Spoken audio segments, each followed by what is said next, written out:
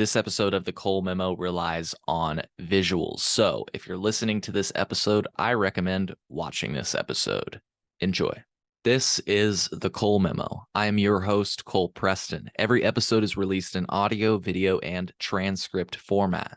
To find the audio, transcript, or video version of any episode, please refer to the description of the episode that you're listening to now. Within that description, you can find a link that will take you to our website, which will display the transcript for this episode and the platforms where you can find this episode in audio or video formats. If you're unable to locate the episode description on whichever platform you're listening from, simply note the episode number and visit thecolememo.com. From there, you can find the corresponding episode, and then you'll be able to access the audio, video, or transcript version of this episode. You might also find any links that we reference during the episode so that you might be able to do your own research. If you're not listening to this episode of The Cole Memo on Patreon, then you're listening to this episode later than our patrons. To become a patron, go to thecolememo.com/Patreon. Once again, that's thecolememo.com/Patreon. It's a great way to support our show. One of the best ways to support our show is absolutely free. Subscribe to or follow our show. Leave us a positive review from wherever you're listening to us from. Favorite this episode, give it a thumbs up, leave a comment, or post a review. Your engagement and support is appreciated. Enjoy this episode of The Cole Memo. Today is November 2nd, 2023, and this interview was captured on November 1st, 2023.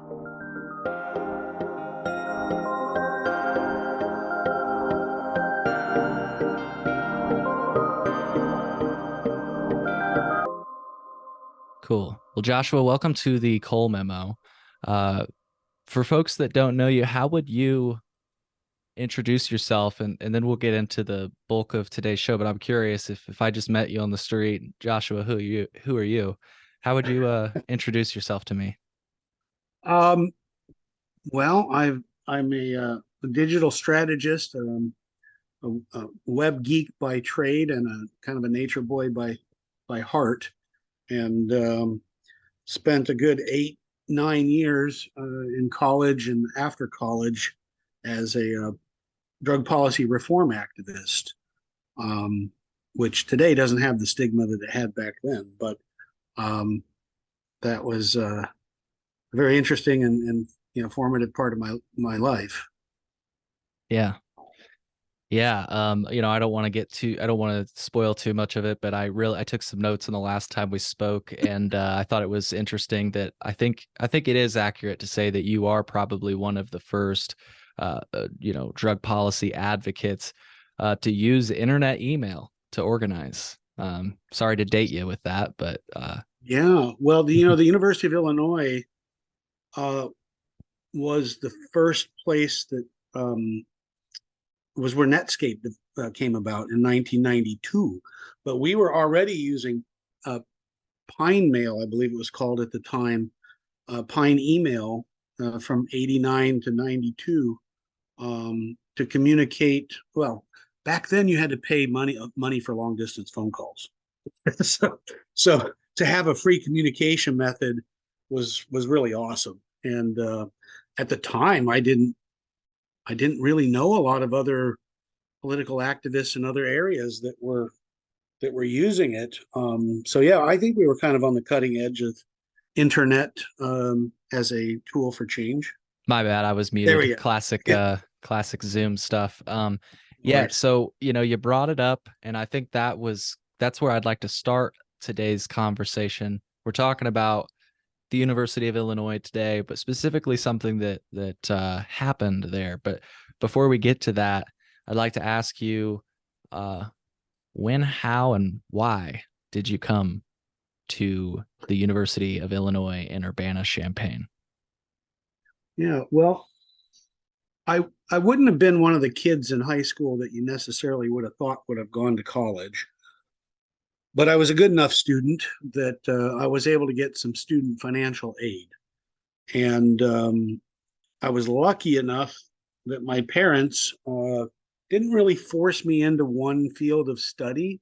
I knew a lot of kids whose parents did, basically choose their majors for them. Um, I was kind of given the opportunity. I remember a conversation in high school with my father saying, he said, what do you want to go to college for? And I said, well, I really love sculpture and art, but I also love anthropology and history. And he knew a lot of starving artists, so he really wasn't too keen on me going for art. So he said, "Oh, anthropology sounds really cool." I said, just keep in mind whether I make it through or not, I'm going to figure out who I am and how I want to look at the world. It's not something that I even intended when I went to college to find a job in what I studied. And he was totally okay with that. So that made me feel a lot better. Worked my way through, was not a well-to-do student. So I was on the 5-year plan, I think it was, just because I had to work a lot to earn that college fees. Um, but I knew I had to go to a state school because anything that was out of state would be that much more expensive. And honestly, I wasn't quite ready to be super far away from my family. And so I had grown up in Springfield, Illinois, and Champaign-Urbana wasn't horribly far away. Um, so that's kind of University of Illinois was pretty well respected. I knew that it was originally an agricultural school, which didn't bother me in the least. Um, and and so I chose something sort of close to home. Nice. And when was it again? What year are we talking? Um, I my first semester began in the I believe it was the fall of '87. Yeah, fall of '87. Very cool. Very cool. And do you remember when and how you first heard about hash? Well, first of all, uh, yeah, let's just start with when and how you heard about Hash Wednesday, and then I want you to explain what is Hash Wednesday. But do you recall when you came to school? When did you hear, and how did you Yeah, hear about Hash it wasn't Wednesday? sure. It really wasn't until the spring of '88, I believe, and that was the year that the police cracked down really hard. I'm pretty sure it was '88, Yep, and you're right. I wasn't really involved in the '88 rally, but my heart sank, and I was absolutely appalled that that the students would be treated so harshly by the university, especially after several years of them tacitly, kind of turning a blind eye to it and not making a big deal out of it, and then all of a sudden they got hard and heavy, and it, uh, it was just horrifying to me. I thought, well, the age of civil disobedience is coming to an end, and although I have utmost respect for those who, led the way, um, in my mind, if the civil disobedience approach was going to result in such, harsh reactions from the university, I figured there had to be some kind of a, fundamental change. What not everybody agreed with me, but I uh, by night by the fall I had decided that in '89 that I with some colleagues would try to see if we could help keep the event alive, but with a slightly different focus. Although at that point, a lot of people were intimidated and scared away. So it was almost like starting from scratch. Not quite, but nobody. A lot of people didn't want to get arrested, um, and so myself and Debbie Goldsberry and a few others at the University of Illinois decided to sort of team up and see what we could do to keep it alive.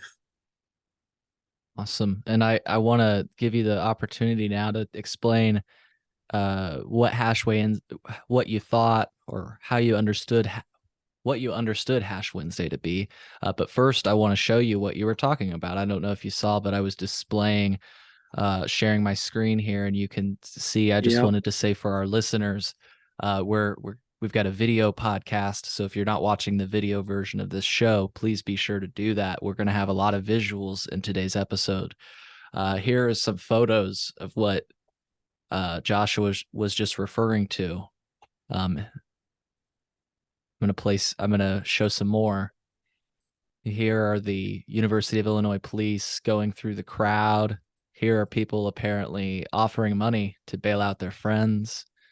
And Yep. then a woman is on the ground after being injured in the pushing and shoving that occurred as police made arrests. What do you remember about this before we move on from this event? Were you there? I actually was not at that particular event. I knew that it was coming up. I had absolutely no problem with it. When I inquired around about the history, it was meant to be a party, and in which a party in which civil disobedience would and could occur. Um, I really, after the years of the university turning the other way, I don't think anybody really expected that heavy-handed approach that year. I'm not sure if they were, capitulating to some political pressure. I don't know if it was a change in the administration. Really not sure why their attitudes changed. Of course, it was sort of a public relations debacle for them because it was one of the larger pro cannabis, pro legalization rallies in the Midwest. So that I think they just really kind of had been fed up at that point.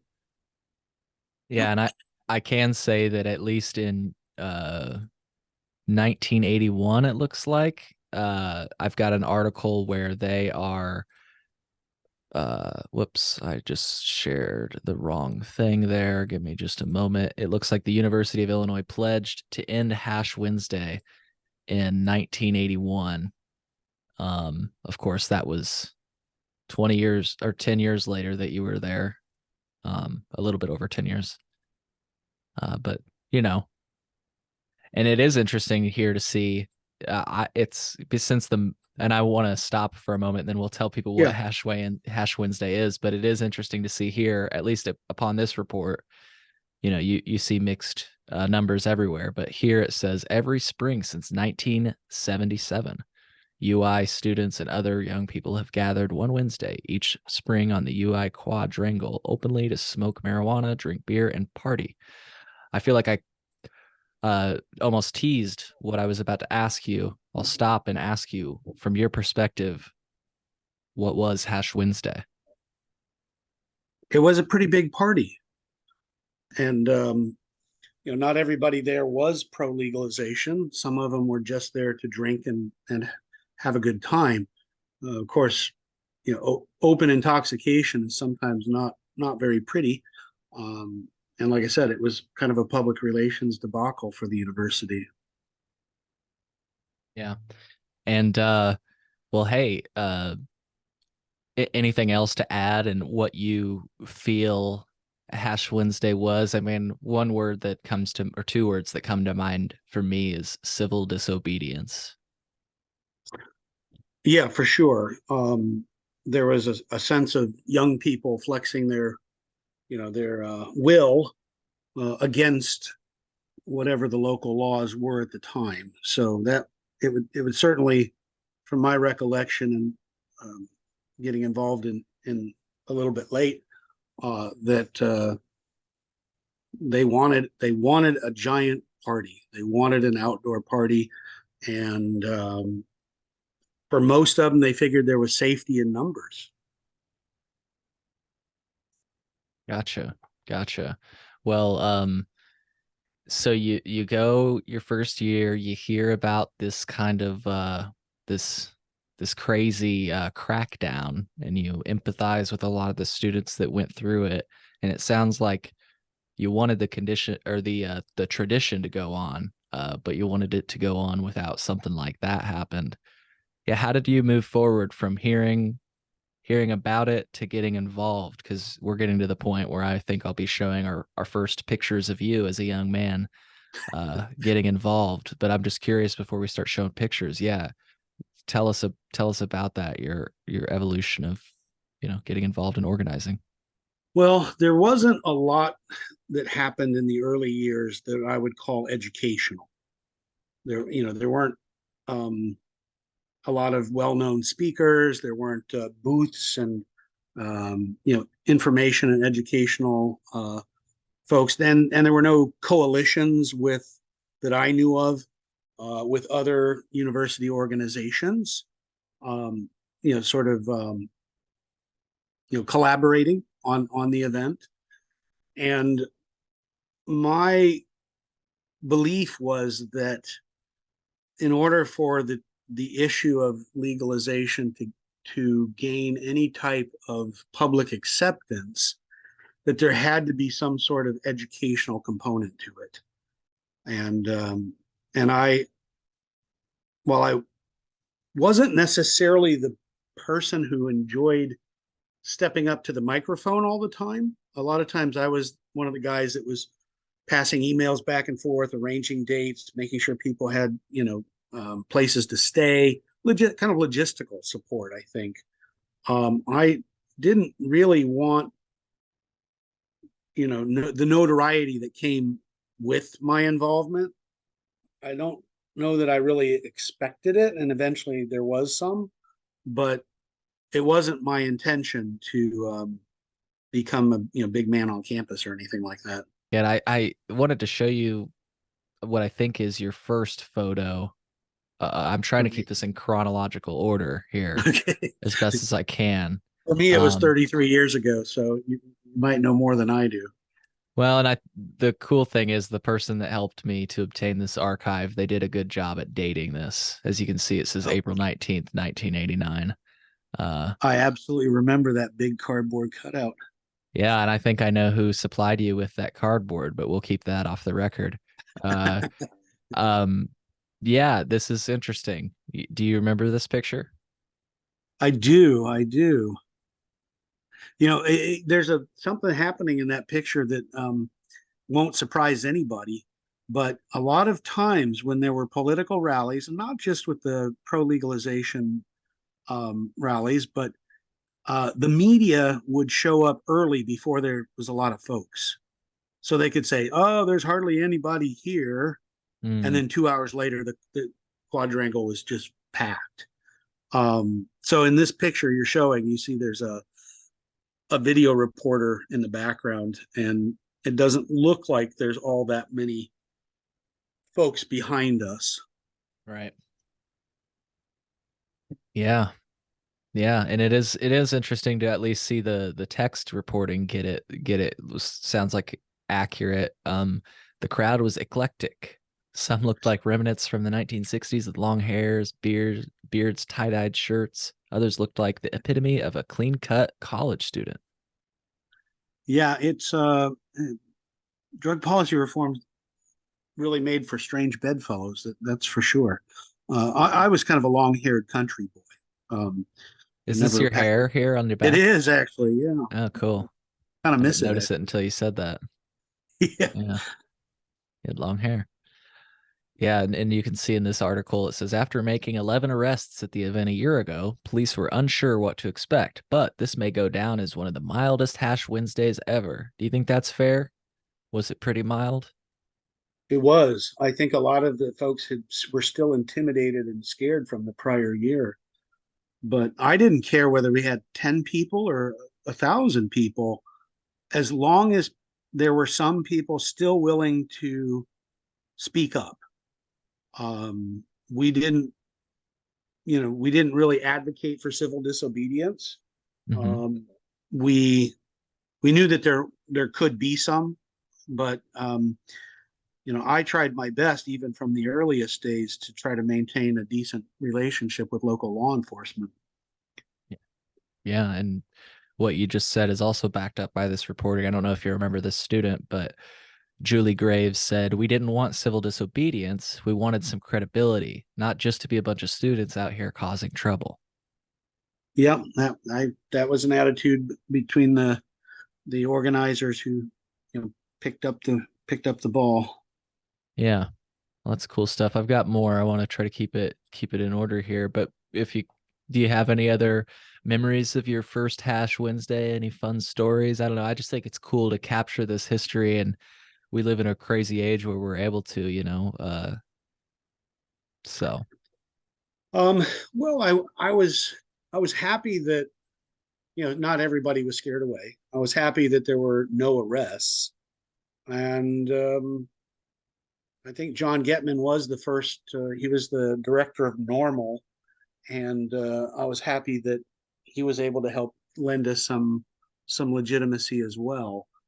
So I tried not to. Wow, there's a picture. Jackson Club. He's a famous zippy from the '60s.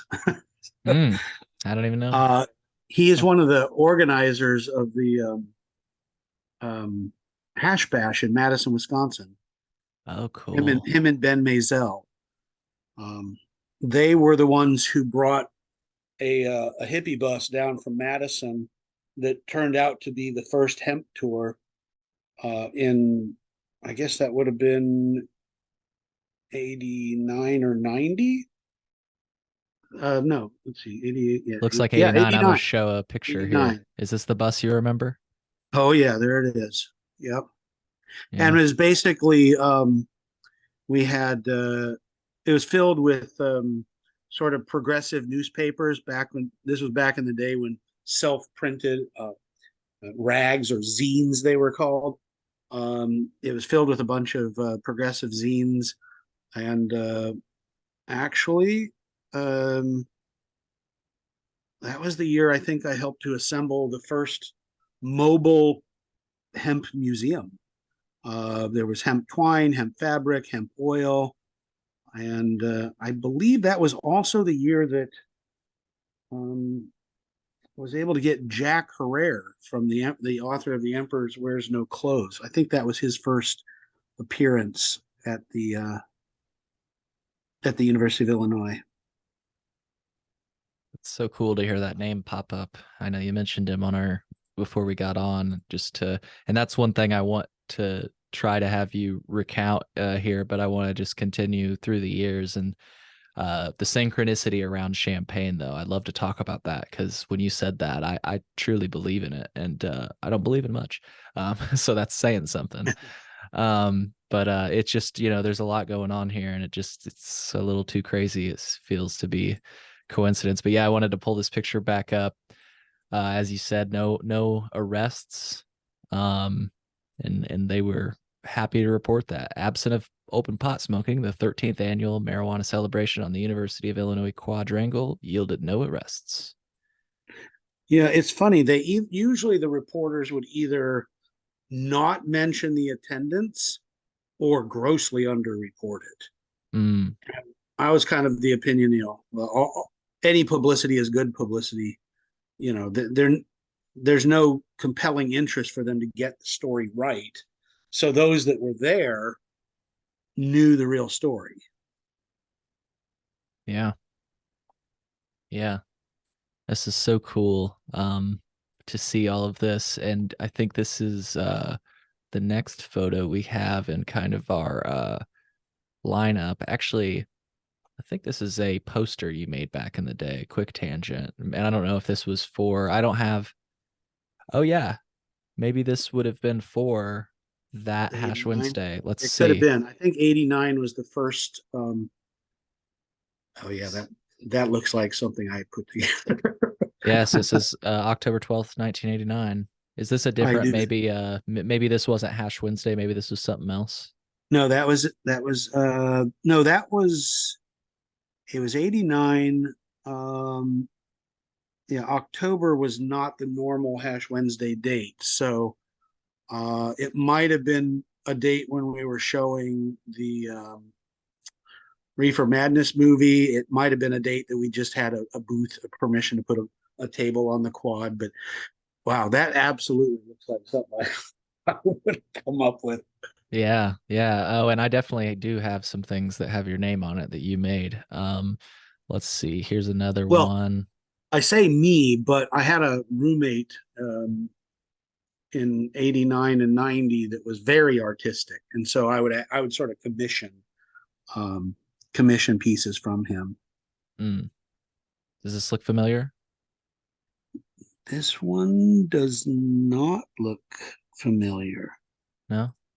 Springfield, stop urine testing. Yeah, we were definitely pushing. Well, we saw that the use of urine testing to discriminate against workers was kind of very concerning, and we knew Hmm. that just because you had a metabolite in your system did not mean you were actually intoxicated at the time of the test. Right. Meanwhile, somebody could have cocaine or alcohol and go positive and test negative the next day. Right. So it was really a discriminatory practice. Um, yeah, This is unrelated, but that still looks like, related. Legal in yeah, 89, but you can see here join High Times and Normal on the Legal in 89 tour. First stop, Champaign, Illinois, Hash Wednesday. yeah. Wow. So did you like So how did this that was one of the this tour, this 89, what I think really was the beginnings of the hemp tour. Each one of those stops in were, let's see, Champaign was us, Bloomington was us, Carbondale was us, Grant Park was us, Springfield was us, and then the other half was New York, Washington, Minnesota, and DC. I don't think I made every one of those events. I did make all of the Illinois events, but I at that year I really was worried about being able to keep my college career going. So Yeah. it was hard enough to organize. And but basically the point of that exercise was, well, they're coming to our event, let's give them two or three more they can go to, and that way they, if they're coming from out of state, this way they can make a bigger bang for their buck. Hmm. And yeah, that was the year that we first started, organizing speakers at multiple events. Yeah. Here's one. Blast from the past, Josh. You can really see your long hair in this one. Holy cow. That was 89 as well. Yep, October 13th, 1989. Oh, Do there's you remember Debbie this? Goldsberry. Yeah, I see Debbie Goldsberry, the third lady over. That right here, where my Yeah, I virtual think hand that's is. Debbie. Yeah. Um, I don't remember, but Jim Nelson, he hated me. He was a local guy. He just absolutely hated Hash Wednesday. Hmm. Uh, you know, I David Higgins. He was actually one of my roommates at the time. I remember Jerry Schweigart. He's a Champaign police. He was not a friend of the activists at all. Although I'll tell you, since you show that picture, that was actually my very favorite political activist T-shirt. The very first political demonstration that I privately made before the Students for Legalization. I This is a crazy story, but I had heard that George Bush Senior was coming to town for an expensive, like $500 a plate fundraiser at Hmm. a local hotel, and I was absolutely hated the guy. I'm like, look, if the head of this, he was the ex head of the CIA. Right. And I said, look, if this was Russia and the ex head of the KGB was running for president, we'd be all up in arms. And I said, I don't know anybody. I don't know how I'm going to express myself, but I'm going. And so I got this t shirt that said, Ron sells crack to fund Contras. And it was a skeleton picture of Ronald Reagan. Pretty hardcore for a 19-year-old. Yeah. Um, but I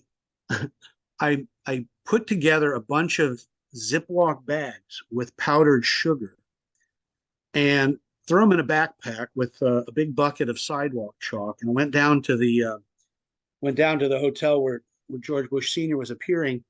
And I started putting these, I wrote slogans in permanent marker on these baggies, like Ron sells crack to fund Contras, Bush Noriega 88, um, or Bush Noriega 89. I think it was 88. Yeah, it was 88, the year prior to this picture. And there's a drug dealer behind every bush. I was just practicing like weird marketing Yeah. messages. And I at a certain point, a row of security formed around the front of the door of the hotel. And as I got a little bit closer to see like what's going on over there, a volley of about 30 eggs came over the line, over the security line at me. Well, the funny part was on the other half of the parking lot, about 30 Central American activists were gathering, and they're Oh like, my "What? gosh. Why did why did they just egg bomb this long haired country kid?" And so a couple of them came over to me and said, "What did you do?" And I showed them one of the baggies, and they saw my shirt, and they're like, "Oh man, you're like asking for trouble."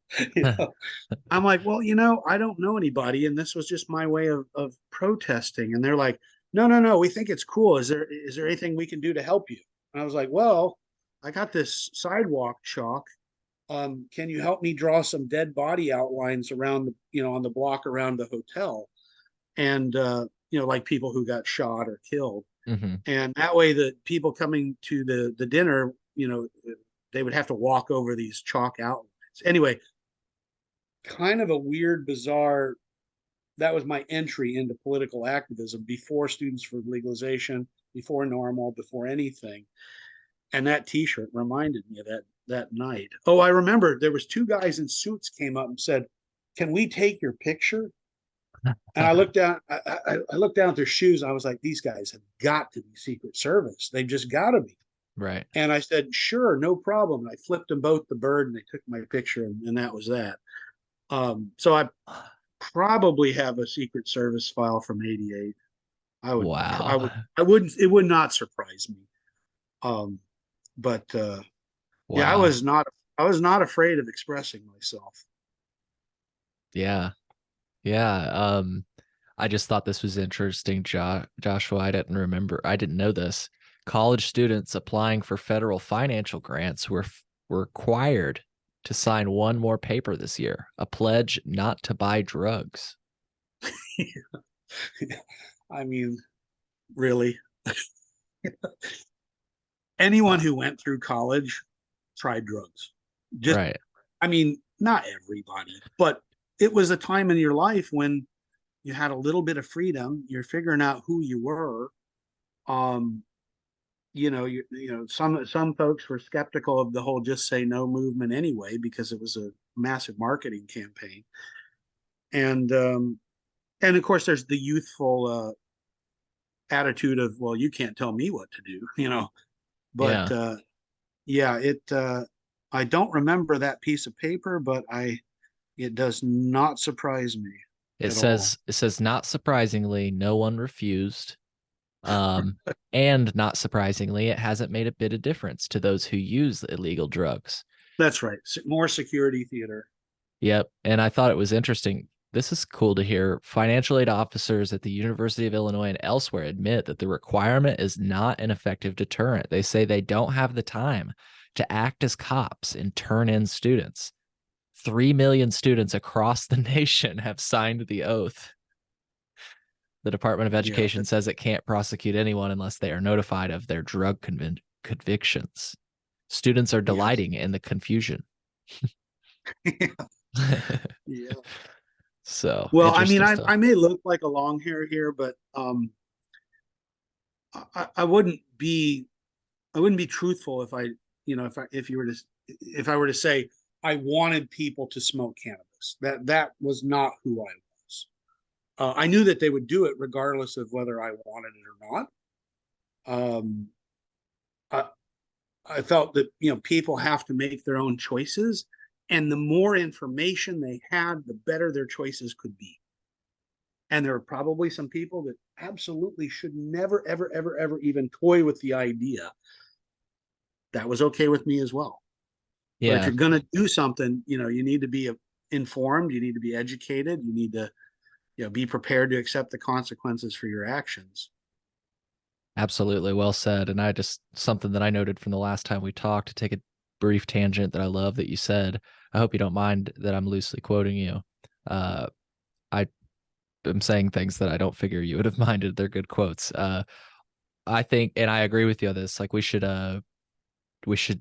not only treat cannabis in that way that you just described, which is like not necessarily encouraging people, but definitely not using the criminal justice system to enforce it. So you said, but we could also extend that to all illicit illicit substances, because you don't help the problem by demonizing users.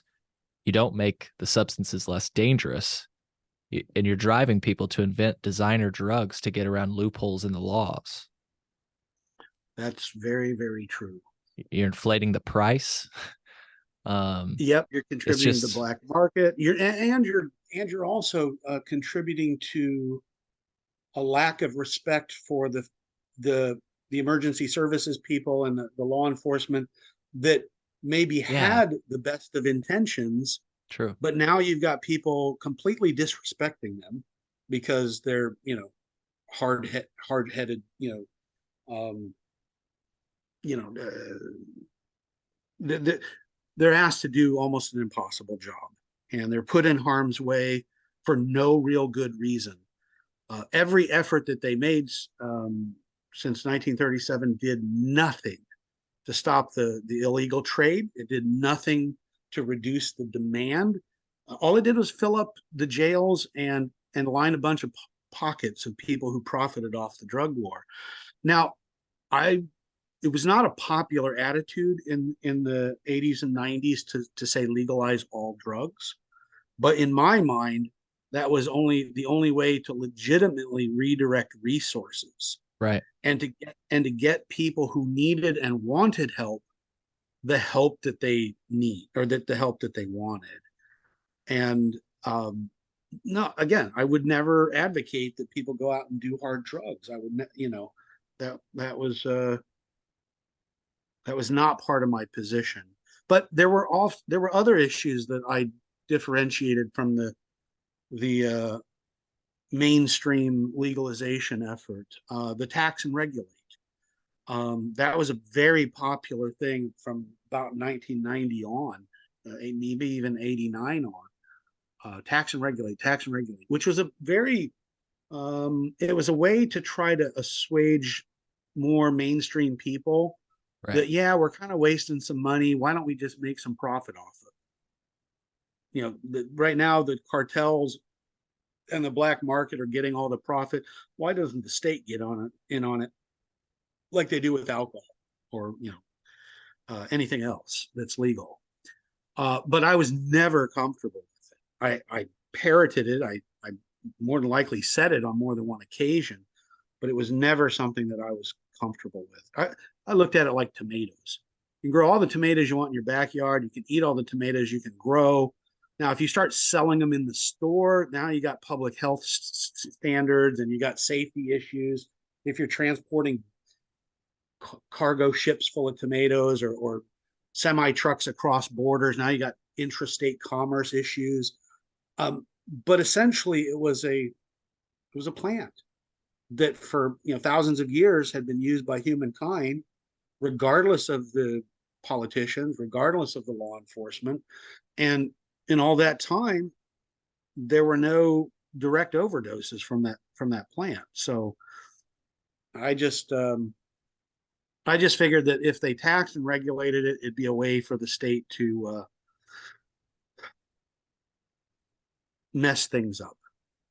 Yeah, and that's actually kind of that's a good topic that I would like to close on today. But back to your point of it being a plant, it's been a plant that's been grown in Illinois. Well, we'll get back to this as well, because I know you said you'd found stuff in the War Hemp archives, and maybe you didn't have so much luck finding the actual the World War II effort, finding those archives. But it is, we've all known that hemp grows naturally, and has been a part of the fabric of America. And here's a photo I'm displaying of in 1989. It says marijuana grows on the Block Farm. This is in Peoria, Illinois. Yep. Um, Wild Well, there marijuana, which is a common problem for Illinois farmers. yeah. Well, we kind of created the problem because as we shipped hemp products to processing plants and to distribution points, the seeds would escape the railroad cars, and to this day, railroad tracks across the Midwest are some of the places where hemp still grows. Now, back then, the students would call it ditchweed because it wasn't really potent as an illicit drug. Mm-hmm. It's the same plant. It wasn't a strain that was developed for the THC. Um, but every year, the police would dig up this ditchweed and claim that they confiscated $1 million worth of marijuana, and all the students would laugh, going, "Yeah, right. Who would smoke that stuff?" Right. So it made them look ridiculous, to be honest. Yeah. And to your point, it says here the wild marijuana growing across Illinois is descended from hemp grown by many farmers to produce rope during World War II. So it wasn't even cultivated for the purposes of consumption. Nope, nope. And this is what its descendants or yeah. So and to your point, Joshua, I know a road right outside of Champaign since I've been growing up that's called the Green Mile because hemp still grows there naturally Is to that this day. is that on the way to Rantoul? Yes, sir. You know what I'm talking about. Wow. Holy crap. Unbelievable, huh? Wow. Gosh.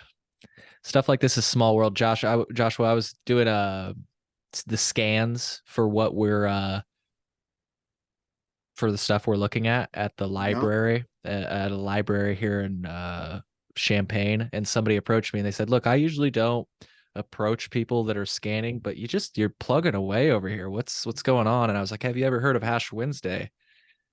And they said, "Yeah." And I said, "If you," I showed a picture of you. We'll show it later, but you're wearing like a Benjamin Franklin costume. And he's like, "Josh, I know Josh." So I can tell you, his name Was is his name Steve? no, it's Eric Sizemore. Yep, yep, yep. Yep. So he said he was like, "Wow, this is such a small He's world he, thing." to this day he's a big library guy. Yeah. Yep. That's where I saw him. So yeah, Awesome. he it was just kind of cool because it just seemed like such a small world thing. So anyways, that was 89. That's what I have for 89. There's a little bit of a drop off in 91, but what do you remember about the years? So I feel like we've done a pretty good job of touching on your first Hash Wednesday. The I don't beginning. have, yeah, I don't have any newspaper clippings for 1990 or yeah, just 1990 actually. What do you remember about 1990? If I'm not mistaken, 1990 was the year that I was able to help facilitate a rather large coalition of campus organizations. And I'm going to do this a disservice, but I remember convincing the college Democrats because of the wasted money. Oh no, no, it's college Democrats based on civil liberties. Of course, there was the ACLU, the student branch of the ACLU. The college Republicans, I convinced to show up because I said, look, medicine is not a political thing. Just as many conservatives get sick and could use cannabis medicine as liberals. And there was the issue of tax and regulate, which they loved that. We had the LGBT or LGB, I think it was called LGB at the time, um, campus group. I talked them into showing up and setting up because uh, Dennis Perone out in San Francisco had formed the country's very first cannabis buyers club, specifically to help address and alleviate some of the suffering of AIDS patients. And so when I, talked to them on that level, they're like, well, yeah, anything we can do to help AIDS patients is a good thing. So, and there was concerned scientists for the environment. They liked the industrial potential of cannabis hemp. Um, the Yeah, there's Dennis Perone. In Yeah, I just fact, wanted to show a quick picture of him. I think that he even came in 1990 to U of I. I just remember Oh being wow. super impressed by him. Um, but yeah, so coalition building, well, I think 1990 was the first time we really were able to step outside our comfort zone and because when you're an activist, people go, well, there's a lot worse problems in the world than the thing that you're worried about. But to me, the drug war touched on lots of them. Like there was overlap. Yeah. And so I was attempting to bridge those divides. Look, there's things we probably disagree on. Fine. But here's an issue that I think if we look at it the right way, we can probably come to some agreement that it's not getting better. It's not making things better. It's not helping people. And it's doing real damage to the fabric of our society. And so coalition building was always something that I was interested in. And I think today, even today, the community building that I try to do stems back from that knowledge that we don't have to agree on everything. But if we come together on some things, it can be quite impressive and quite helpful. Well I think said. 1990 might have been the year that we got, it might have been the first year for Jack Herrera. I think it was the first year for Steve Hager from High Times Magazine, who grew up in Champaign-Urbana. I think he was living in New York at the time. I think 1990 was also, I believe it was the year that we got Gatewood Galbraith. I, I think, I'm pretty sure. Again, it's Uh, 33 years ago. did you say 1990 you thought that was, or I thought so. I think it actually might have been 91, perhaps. 91. Okay. Okay. Yeah, Yeah. because here's Hager and here's Gatewood Okay. All Galbraith. right. So yeah, our coalition was still coalition building was still kind of young, and our legitimacy didn't let us bring in a lot of outsiders in 90.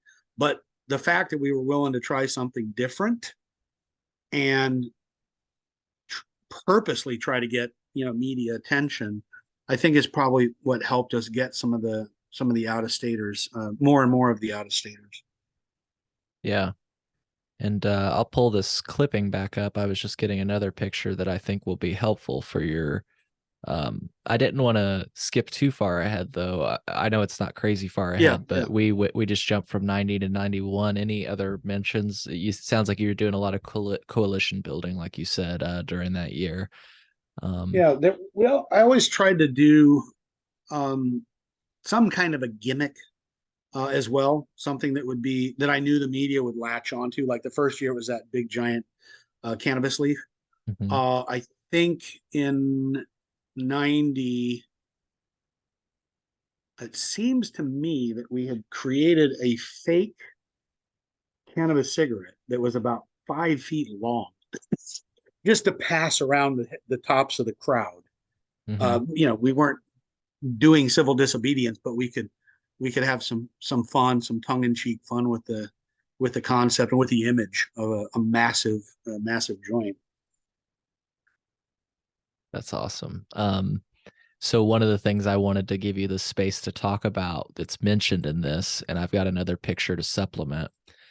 Um, Gate, uh, sorry, where did I see the name? Oh, here it is. LV Musica, the first female to legally receive marijuana for glaucoma.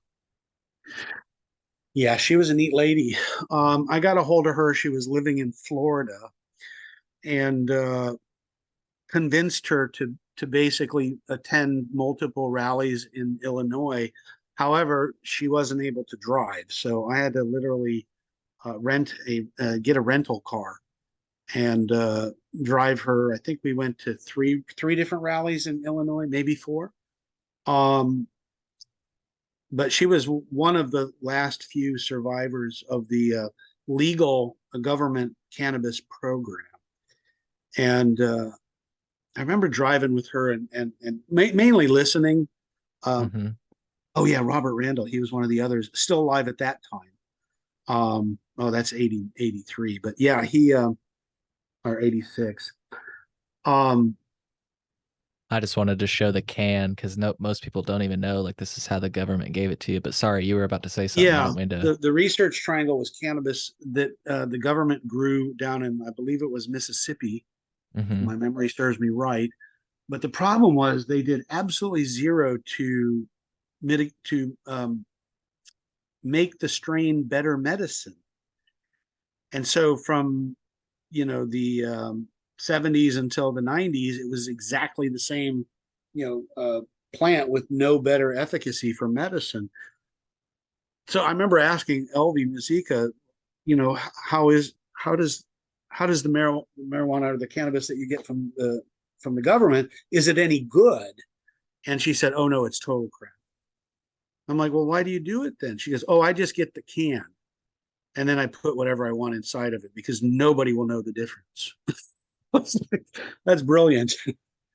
Yeah, that is brilliant. That's exactly why I wanted to bring up that story. And to your point, uh, I remember this article from back in the day. I'm going to share this. Hope it's still sharing. Hold on a second. I got to switch this. I'll share this article here, and it says the headline is "The federal government has no idea how to grow marijuana. These photos prove it." So these are pictures, or this is a picture of the cannabis that was grown uh, Probably in in Mississippi. Yeah, Mississippi. Yep. University of Mississippi. I was right. Yep. Yeah. Yeah, it So was it was it was I mean it was better than hemp, sure. but it was as But you low look at grade that, it's as like, low oh, grade as you could. Yes, just utter shake. yeah. So sorry, you said she kept the can because she'd put her own joints in it, right? Oh yeah, she rolled up her own street, underground cannabis and Yeah. and like who's going to question? How do you know it's not the government? She's got her license, she's got her, prescription on the can. We'll get back to this later when we talk about some of the shortcomings of maybe policy. But it's funny because that technique extends today when cannabis is legal. People will Mhm. purchase it from their illicit dealer, and in order to like avoid trouble with the police, they'll put it Mhm. in a dispensary container because then the Yep. police are like, oh, well, it's legal, right? So it's interesting to Yeah. hear how that's lived on. But anyways, Yeah. yeah, crazy stuff. It looks like the next time I have some headlines, actually, it's a press release you made is in 93. So could you fill in the gaps on so that headline we just shared was from 91 when Hager came and the medical cannabis patient from the federal government.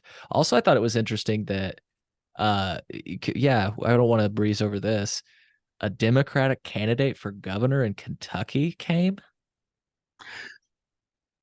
So that was 91 Yeah, or 90. 91. Yeah, I'll pull it back up here. Yeah, it says Yeah. So Stephen Hager will be joined by Hash Wednesday by a Democratic candidate for governor in Kentucky who advocates marijuana legalization to improve his state's economy. yeah, Gatewood Galbraith. The Pretty That's sure the way that we got him to come up, because I think it was maybe a 5 or 6 hour drive. I can't remember, but um, was because we would have media there, and the guy was definitely hungry for media. This is the Democratic candidate who was driving around Kentucky with Willie Nelson in a diesel automobile run on hemp fuel. Um, this was also the time when Willie Nelson got in trouble with the IRS, ostensibly because he played fast and loose with his money. I always thought it was because once he started getting involved in politics, he scared the bejesus out of people. Like, oh my God, if he gets all his fans to support this Democratic governor guy, we might have some trouble on our hands. So I always felt like he got railroaded. Um, but picture of Willie and Gatewood. Or Beautiful. yeah. Anyways, yeah, interesting stuff there. And he was a suit. So this was another opportunity to say, look, not everybody who supports drug policy change and cannabis reform is a hippie. They're not all tie-dyes.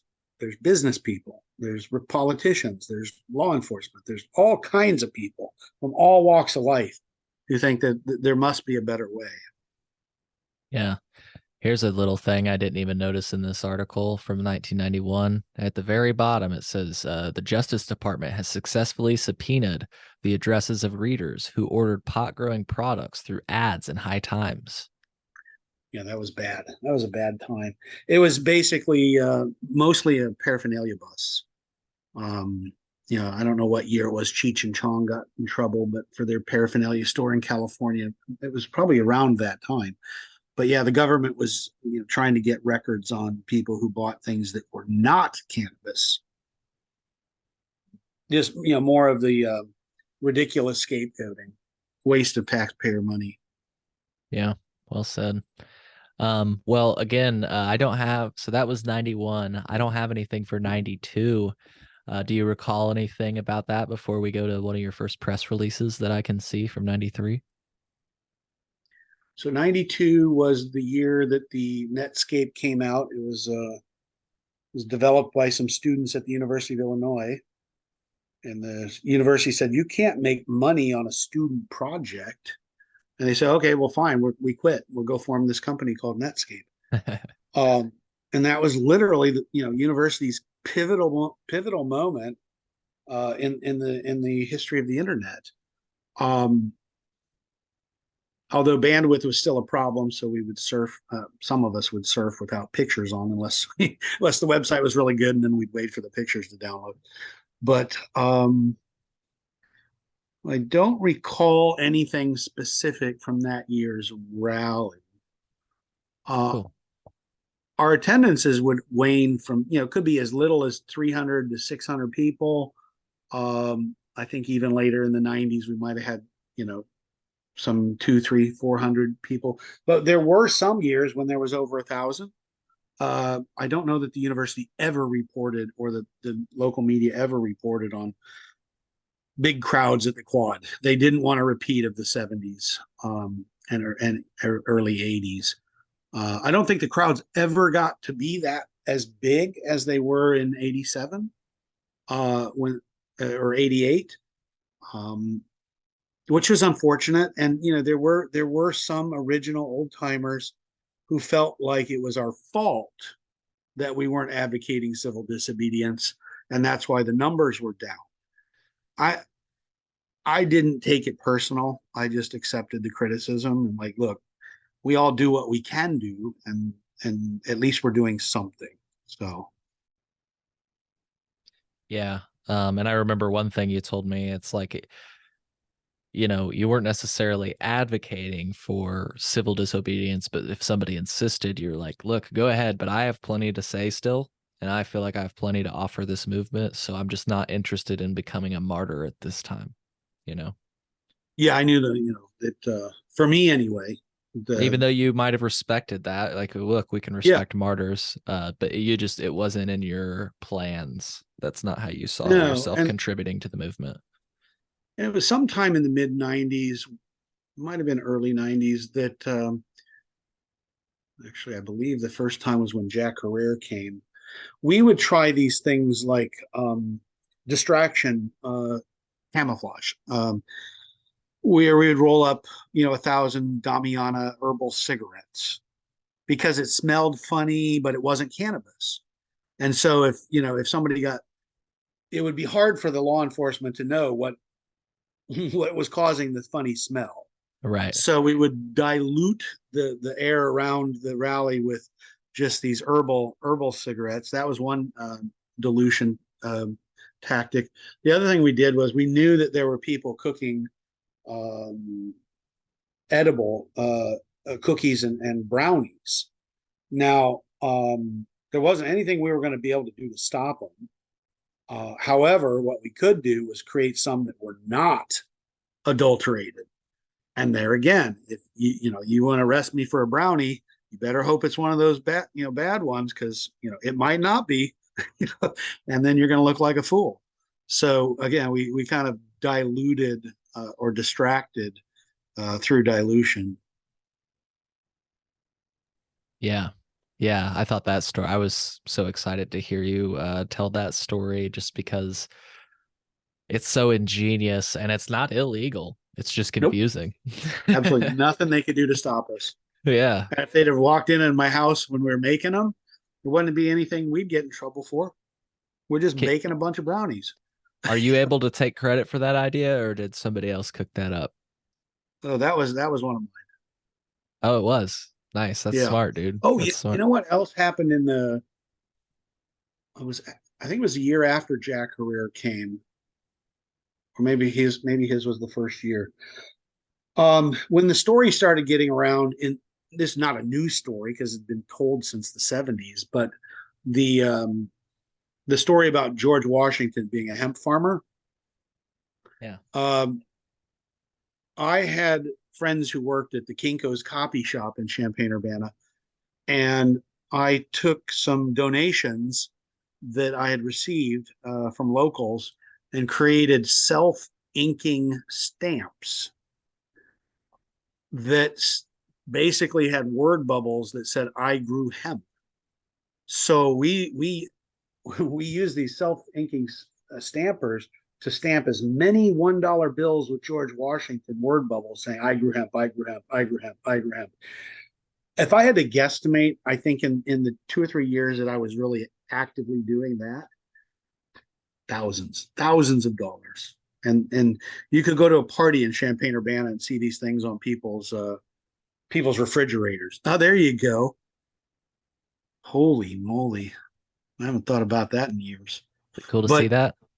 that is really, really cool. That's 99. So yeah, I guess I mean, we always had one on campus, at least one. I Hmm. think my first batch was like 10 of them. And I left them at rallies. So when we went to Carbondale, we'd leave one. We went to Bloomington Normal, we would leave one. When we had a visitor come down from the Chicago chapter, we gave them one. Like, I wasn't just trying to do it in Champaign-Urbana. I wanted to spread all over the Midwest.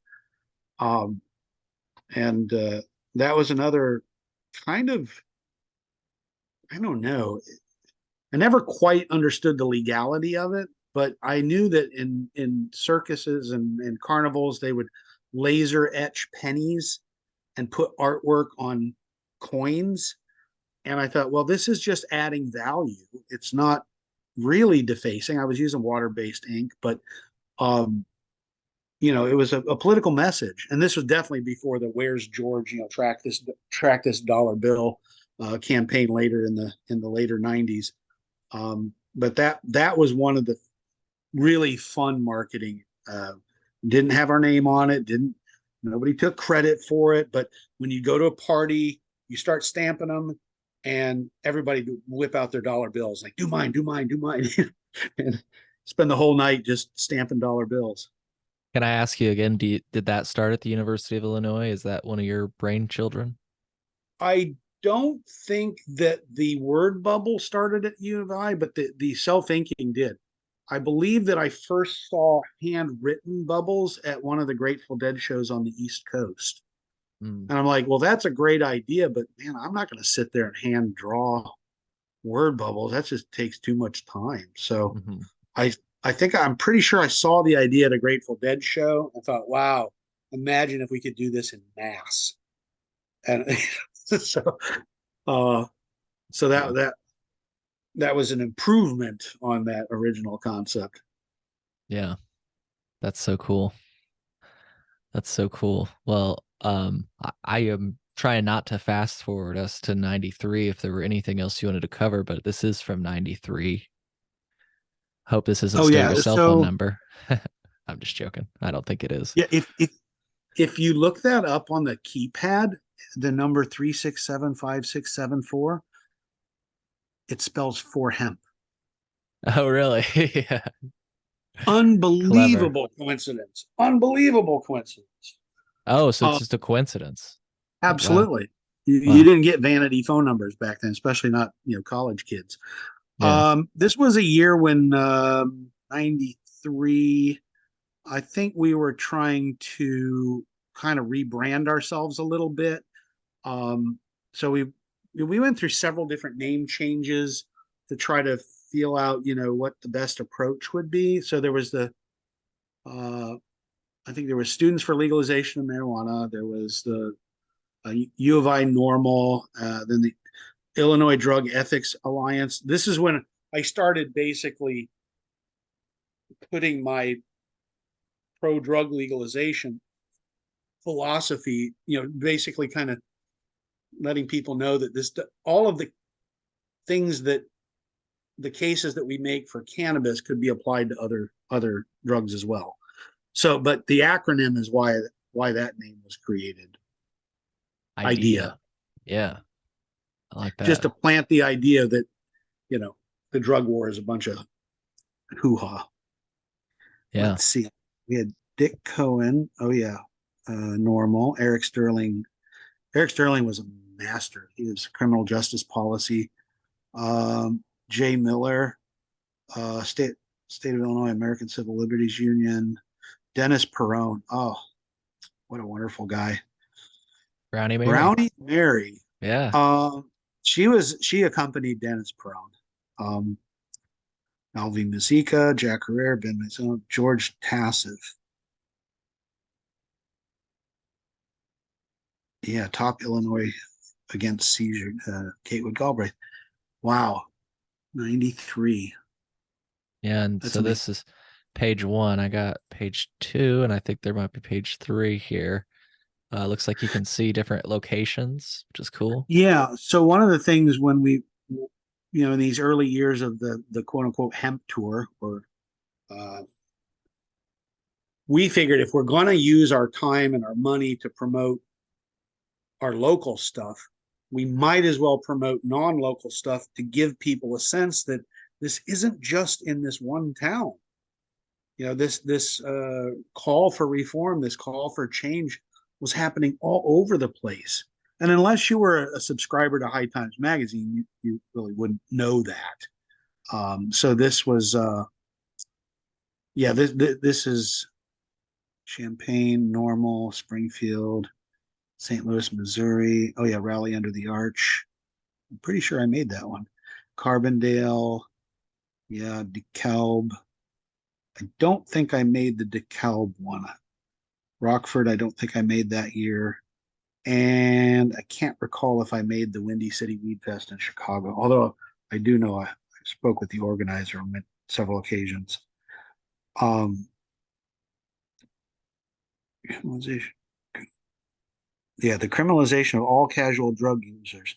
Yeah, this was definitely, me pushing to let people know that um, using the criminal justice system was not the best way to affect change for drugs. Yeah. Yeah, I like that you say the criminalizing casual users creates a tremendous burden on the taxpayer and criminal justice system alike. Through our Yep. statewide alliance, we will work to change archaic and damaging drug laws. It's good stuff. It's kind of hard to believe that 20-year-old would come up with some of this stuff. Yeah, dude. And that you were just doing it like, I don't know, you put your freaking name on this, man. Like Joshua Sloan. Like you put your freaking Yeah. name on it. I don't know. Like I'll get to this later, but it's crazy. Like it wasn't only until a few years ago that I really started putting it on my chest that I use cannabis and stuff. And I live in the year of 2000, and it's 23 now, but I'm talking just a few years ago. Even I would be very closeted about my use of drugs, and here you are as a college student in the fucking 90s putting it on Well, paper. I wasn't, I was vocal, but I knew somebody had to take, um, somebody with very little risk needed to be a scapegoat or needed to be a spokesperson, right? So I wanted the local police to have my phone number, absolutely wanted them to, because I figured they're on the bad end of this whole deal. And I figured that if they had arrested me wrongly, that they were pretty sure that I would raise a stink and there'd be 50 or 100 people showing up to protest at the steps of the jail. Um, so I didn't count on that, but I just figured that somebody needed to stand up. By the way, there were other people involved here. It was not just me. I was the one willing to put my name and phone number on stuff, but I wasn't. There's no way that anything that I did could have got done without other good people in Champaign-Urbana. Yeah, and I just wanted to ask you, is this like, were you maybe buying like a radio PSA or something? Like, what do you think this was? It looks like, because it says 23 seconds, 53 words. It seems like it was a Yeah, definitely. public It service wasn't announcement. it wasn't a purchase PSA, but I think I had picked up a book on public relations, Oh, and cool. I was learning about press releases and public service announcements, and I was always thinking, well, what have we not done before? What else could we do? I'm not Mhm. afraid of failure. Still, I'm not. Um, and I had never heard of another organization putting out PSAs to challenge the drug war. I figured, what the heck? Let's throw it out there, see what happens. I mean, it doesn't cost anything, and it was a way to kind of subtly get advertising on. I don't know what the radio station at that time was. WEFT was one of the stations, 90.1, great college radio station in Champaign. But there was another one as well. We were trying to get attention for the events and attention for the cause, and that might have been the first year I did a PSA. Actually, it could very well have been the first year I did a press release in PSA. So you could see, like, as my thinking kind of evolved, so did my tactics, so did my strategies, and there was a lot of people in the movement that were like, "Well, give it a shot. What the heck? It's your idea. Run with it." you know, um, Yeah. and a lot of people they would say, "Oh, I would never do that," but yeah, I remember that phone number, two one I, seven four hemp. Unbelievable. yeah. Like you say, the synchronicity about some of the details in the story is crazy, and we'll be getting to that soon here. But I just wanted to take a moment to dwell on the fact that, yeah, you're really coming up with some professional looking stuff, which I think part of your goal not only was to get the word out in a more formalized fashion, but would you agree that maybe also part of it was to show, like you said earlier, you said, well, that guy was a suit. I think it was you showing that, even though you espouse these beliefs, you still know, like, you can run the ropes. You can be normal and support normal. Yeah. So, Yeah. Yeah. um, yeah, there's always people who will judge other people based on how they look. The long hair didn't necessarily help me, but my academic approach and my desire for legitimacy, to be able to look grandma in the eye and say, "Grandma, I'm not trying to upset the apple cart. I just want justice. I just want peace. I just want fairness." And you don't have to be a party animal to want those things. And to assume that everybody who wants those things is a party animal is not right. Um, so yeah, to normalize pro legalization efforts. Basically, my long term goal in the 90s was just to keep the torch, just keep the flame alive, keep the hope alive.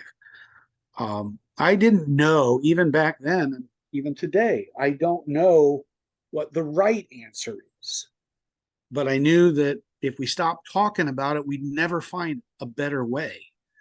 And so, sometimes we focus heavy on the industrial and um, uses. Sometimes we focus on the environmental benefits. Sometimes we focus on the financial benefits. We kind of were playing with a lot of different angles back then to see what would resonate. Yeah. And Any other notes on I'm holding myself back from a thought that I'm saving for later if you can't tell. I've got it noted so I won't forget. But any other notes on 93 or 90 yeah, 93 is what we were just talking about. I've got some interesting pictures from 94 I can share, but wanted to give you Yeah, space. I'm trying to recall. I know it's probably hard to recall consecutively too, so I wanted to just or chronologically, I Sure, wanted to sure. acknowledge Yeah, that, but I'm trying to just give you the space, in case any memories yeah, pop up. the pictures definitely help. I was a person who I always wanted to be me, Hmm. and that meant trying to be a little creative, a little wacky, a little fun. And so some years I might show up with, a tie on, and other years it was just, oh, I'm just gonna, wear a tie dye shirt and have fun, and try to educate my college colleagues. Several years I tried costumes, especially in the late '90s. Yeah. Um, Not, yeah, it was somewhat gimmicky, but it got attention, and nobody else was really doing it. So I figured, what have I got to lose? If they laugh at me, I can take that. Um, yeah, there you go, 1996.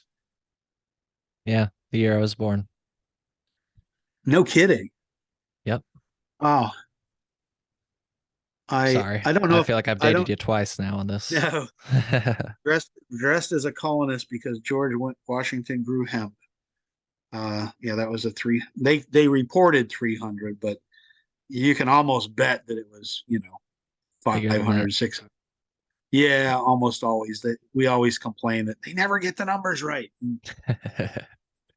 Yeah, it's part Right, of the trying to keep it down, But sorry for right. jumping a year. No, that's I all right. That's I've got a few things that might bring up some memories for you. Let's okay. let's keep it up with Hash Wednesday for a second. I just Sure. want to see if you remember this. And then there's a completely separate event that I've got a flyer from that you might recall. Take a brief tangent on that. But do you remember this? This is from 90. Hold on a second. Let me double check. 94. Yeah. Um, So one of the things I always loved artists, kind of came down from my family. mhm. So we wanted, if in case nobody showed up at the rally, we wanted to leave a mark. And of course, we knew that spray paint would have got us arrested. So we would decorate the quadrangle with chalk. We'd buy chalk, we'd distribute chalk, we'd encourage artists with chalk. We would decorate the horizontal surfaces, but we'd also decorate the vertical surfaces of the steps leading up to the Illini Union because there was a little bit of a lip, so it it couldn't just get rained off.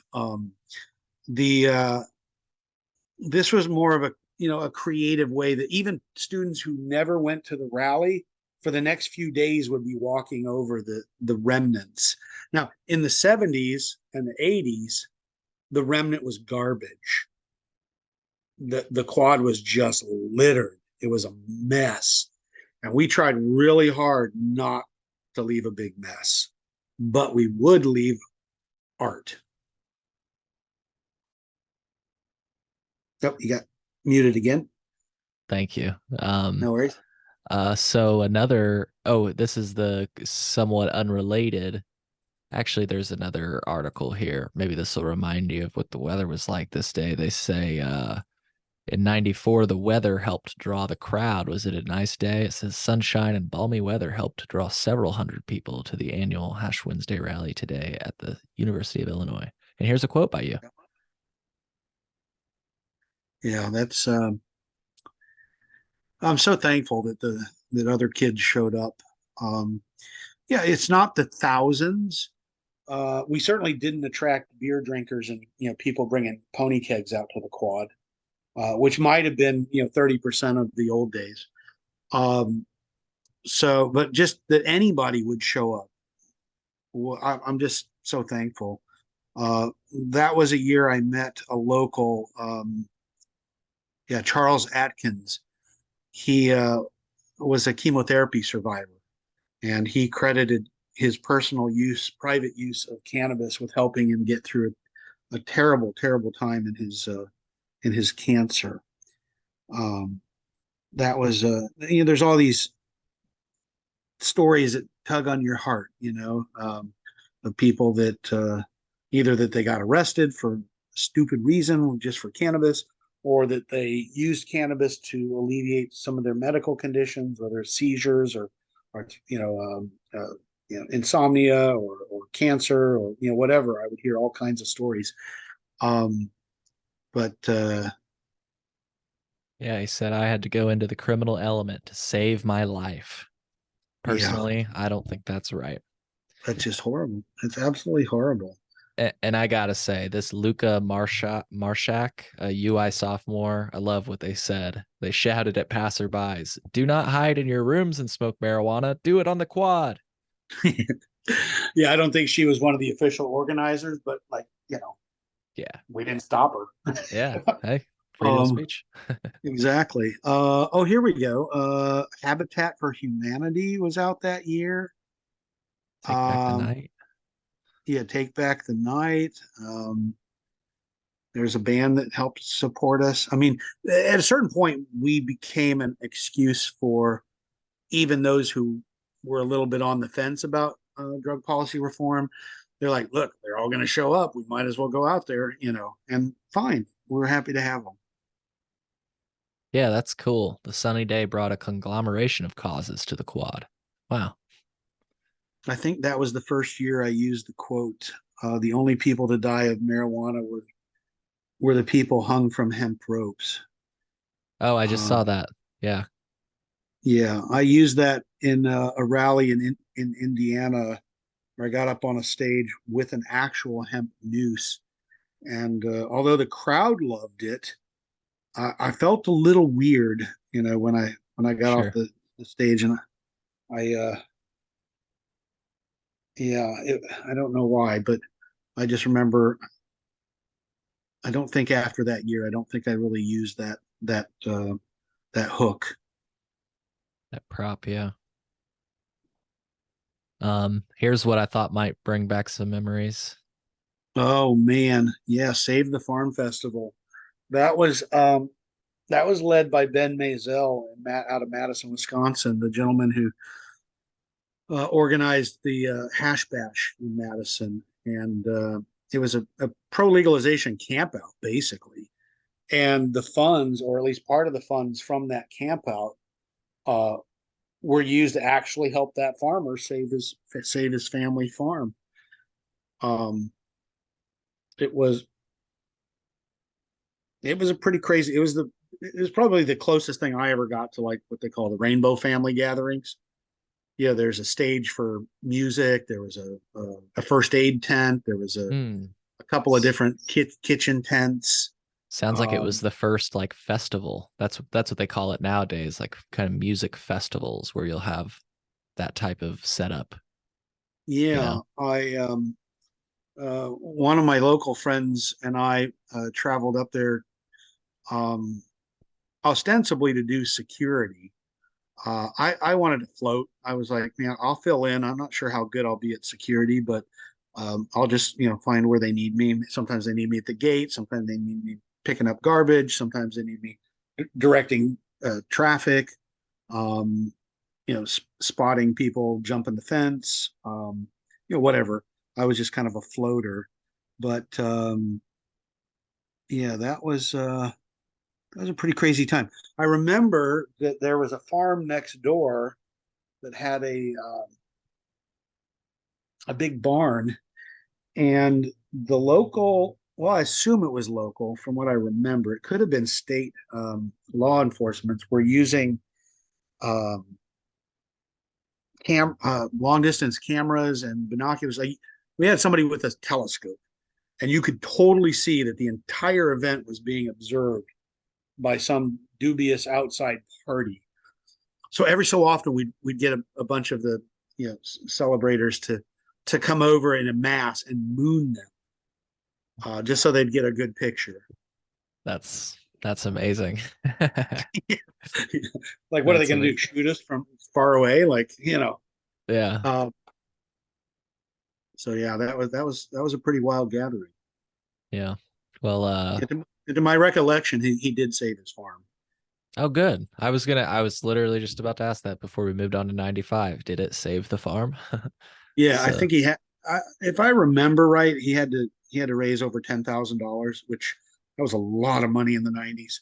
sure. Um, and pretty sure we made that. That's awesome. Well, here's something from 95, Cannabis Convocation to tout plants benefits. Hash Wednesday, the annual celebration of marijuana on campus, hits the quad today at high noon. Some local residents are saying that with low key publicity done by organizers to advertise the festival, the event might just go up in smoke. Pot smoke, that is. Yeah. I don't remember if that was a big year or not. Um, it may not have been, but it's funny. A lot of times in the media, they were always looking to get There a you are, jab Josh. in.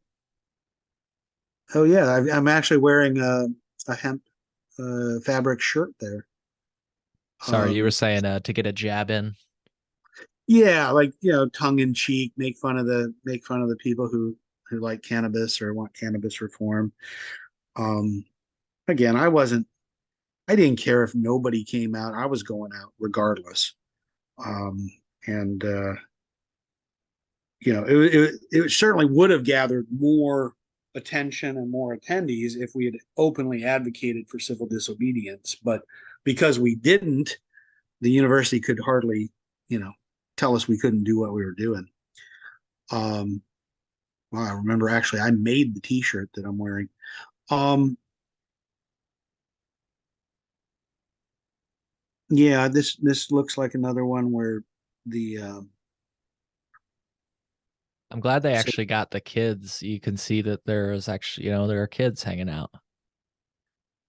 yeah, no, we didn't. I don't think we scared people off necessarily. Oh, and sorry, I don't mean to say like kids. I mean like college kids for Yeah, yeah, listeners. and they're 18 to 24. Yeah. Yep. Um, so yeah, interesting to see Stephen Hager mentioned in that as well. Uh, yeah, a bunch of interesting stuff here. Um, I thought it was interesting. They mention you and they take this picture of you and they say you're expected to be on the quad today to show your support. So Yeah, I believe, I was still trying to work my way through college.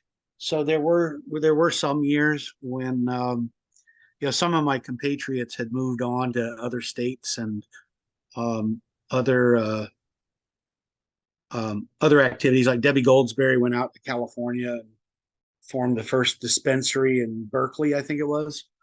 And so yeah, there were a few years there that there were only a small number of us kind of keeping hope alive.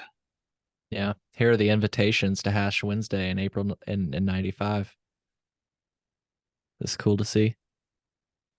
Yeah, I I, remember. I separate them. I've got a bunch, which is kind of cool. And then I've That's also got these. I don't Oh, know how that was you me. use these.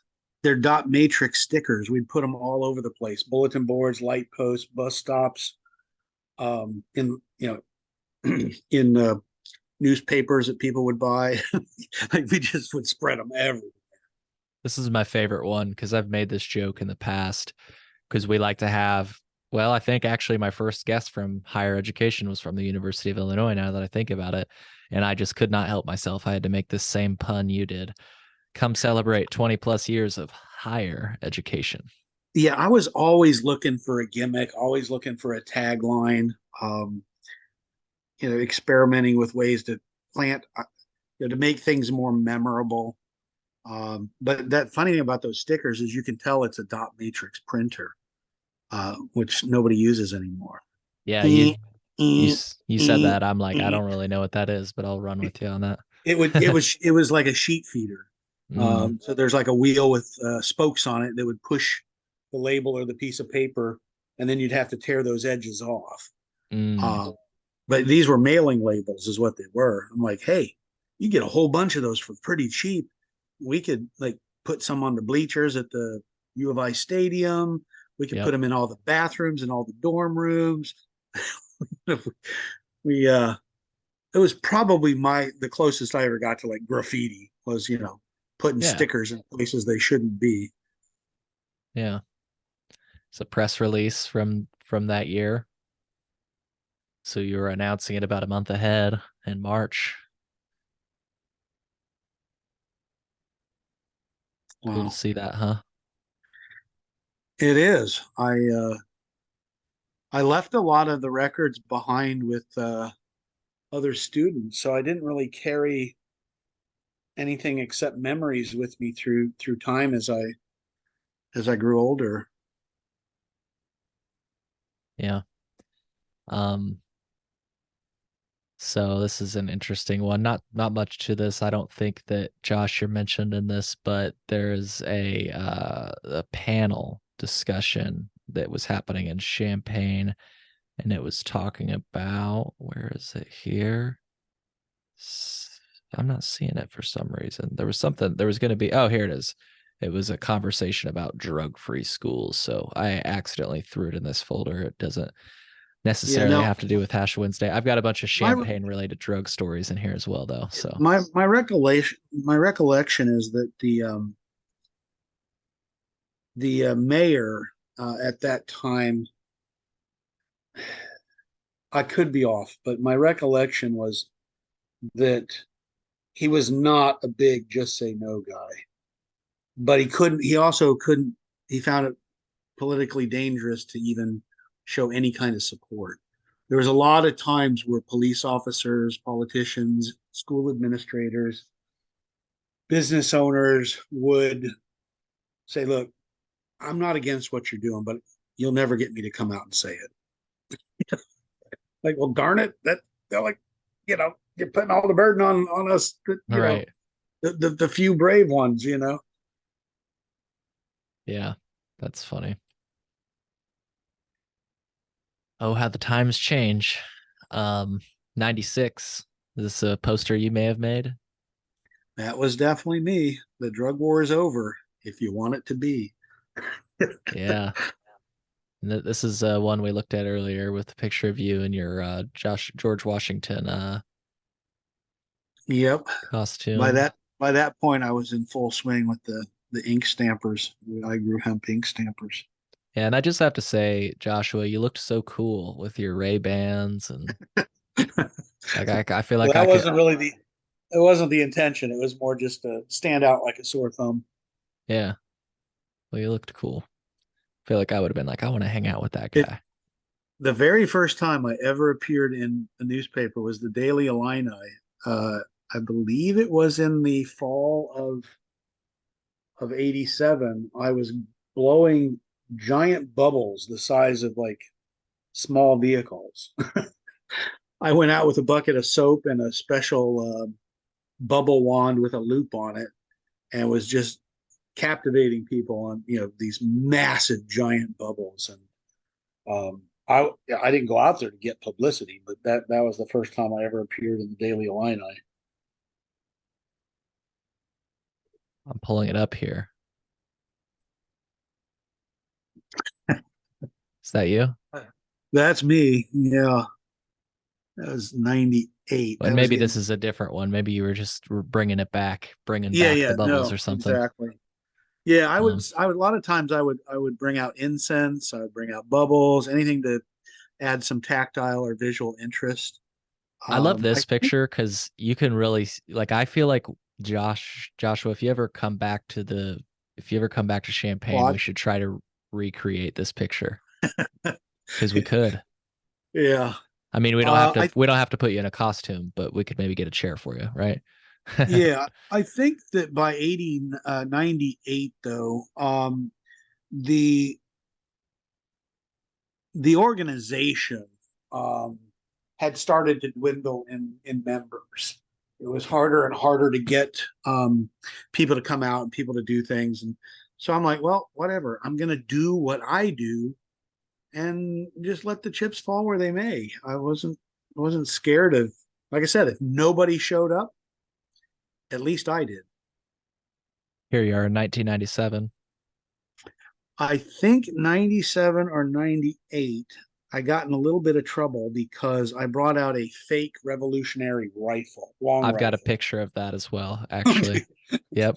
I And it figures, actually even mentions that, as you said, they did check you because they were no, concerned. they're like, what? We got reports of somebody with a firearm. I'm like, well, it's fake. Come on, cut me Oh, some actually, slack. you know what? That may have been this year, but you're actually pictured with it in a different year. Because look on this second page here, it says Sloan carries a replica colonial rifle, which a UI police officer checked Wednesday to make sure it wouldn't fire. Again, I was looking for a little bit of controversy without, committing civil disobedience. And here you go again. Sloan also brings along a life size cutout of President Clinton smoking a joint, a fake, he assures, and a slew of bumper stickers proclaiming marijuana's benefits. I smoke marijuana and I vote. Just say yo. Homegrown Illinoisan. I like that. These are all just experimental slogans that I was putting out on sticker paper. That's hilarious. I Yeah. forgot those slogans, but yeah, that that was all just weird publicity tech, and that's some of the hemp museum, Oh, I the see now. Yeah, I can see. 100% hemp, yeah.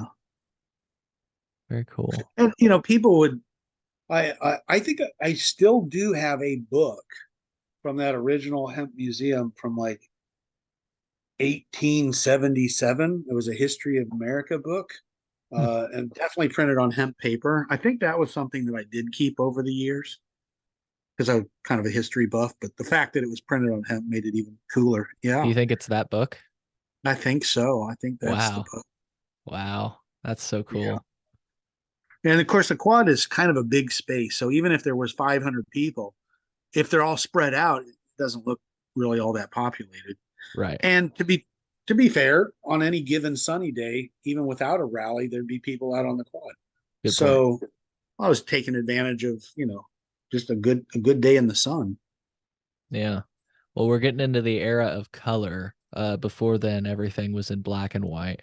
I'm just joking. Yeah, Um, here's a picture of you with your musket Ben or your Franklin. Yeah. This was the year that one of the promotional pieces that I used to try to get people to show up was a fake printed dollar bill with Clinton's face on it. And the slogan on the back was the drug war is as phony as a $3 bill. I love it. That's funny. I could see Yeah, your Bill Clinton joint smoking thing earlier. I was wanting to see it earlier, but now I can kind of see it. Is that a joint hanging out of his mouth? Is that what it's supposed to it be? is. Yeah, or it was. Very cool. But yeah, I had a bell, that I would ring just to get attention. Oh, I Um, see your bell here. Yeah. yeah, hear ye, hear ye. Yeah. First printing press in America, hemp sales. Yeah, it was a hemp thing. Um, yeah, so at this point, I wasn't actually a student. I graduated in, I believe it was 94, 95. Um, and so there were no student activists at that time.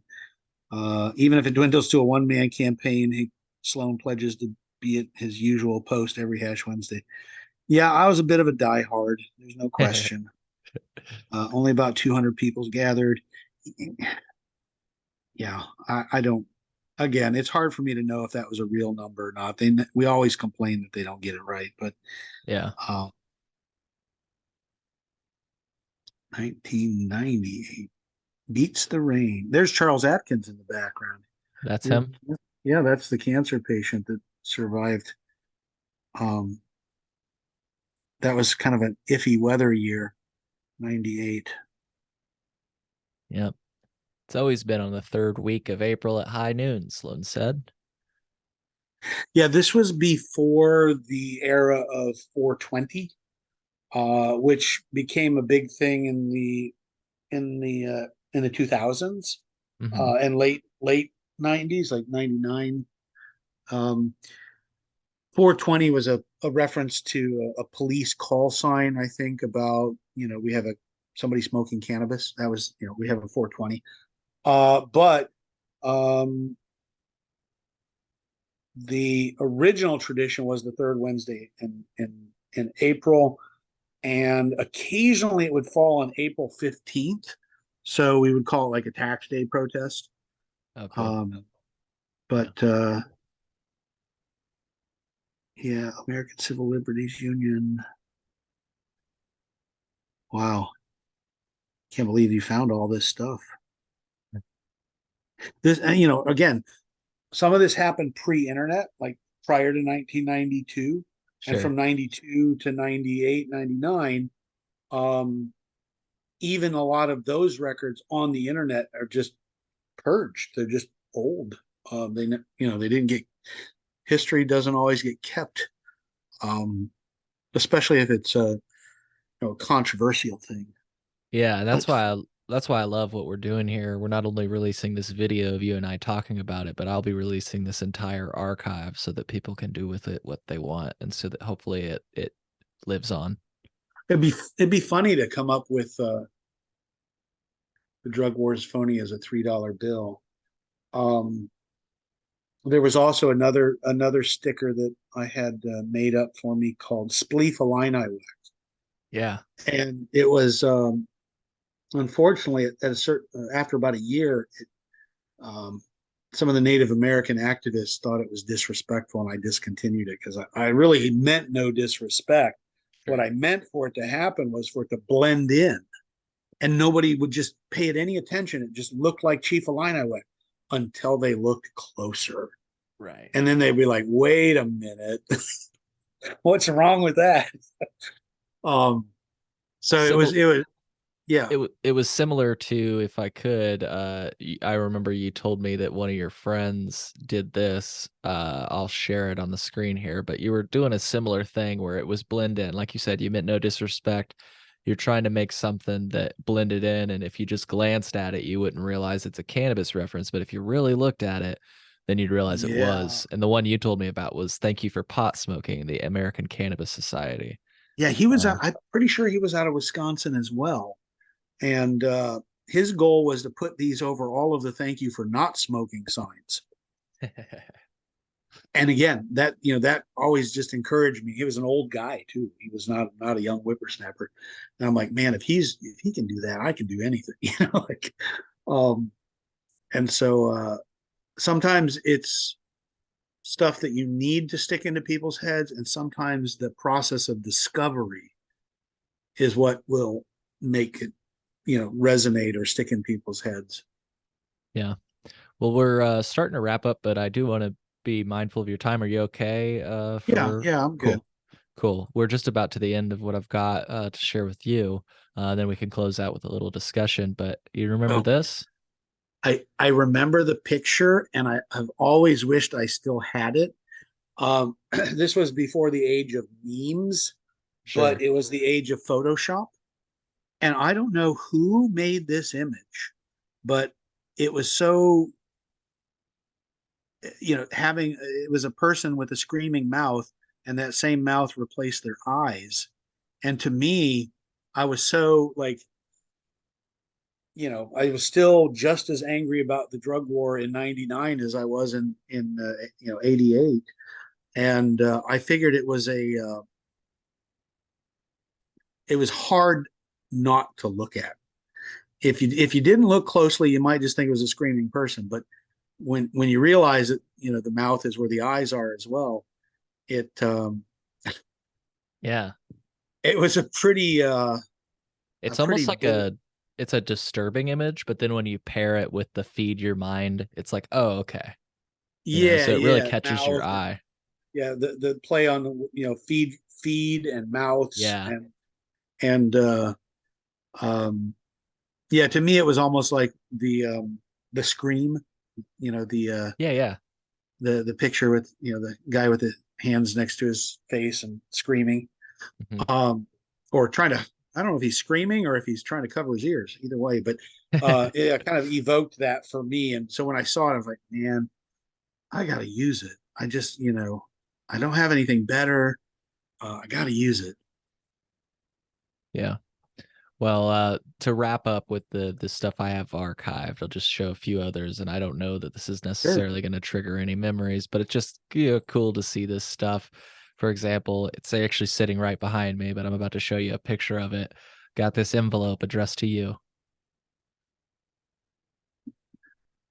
Who is it from? That's a good question. I don't know. Pride? Yeah, Parents? National Parents.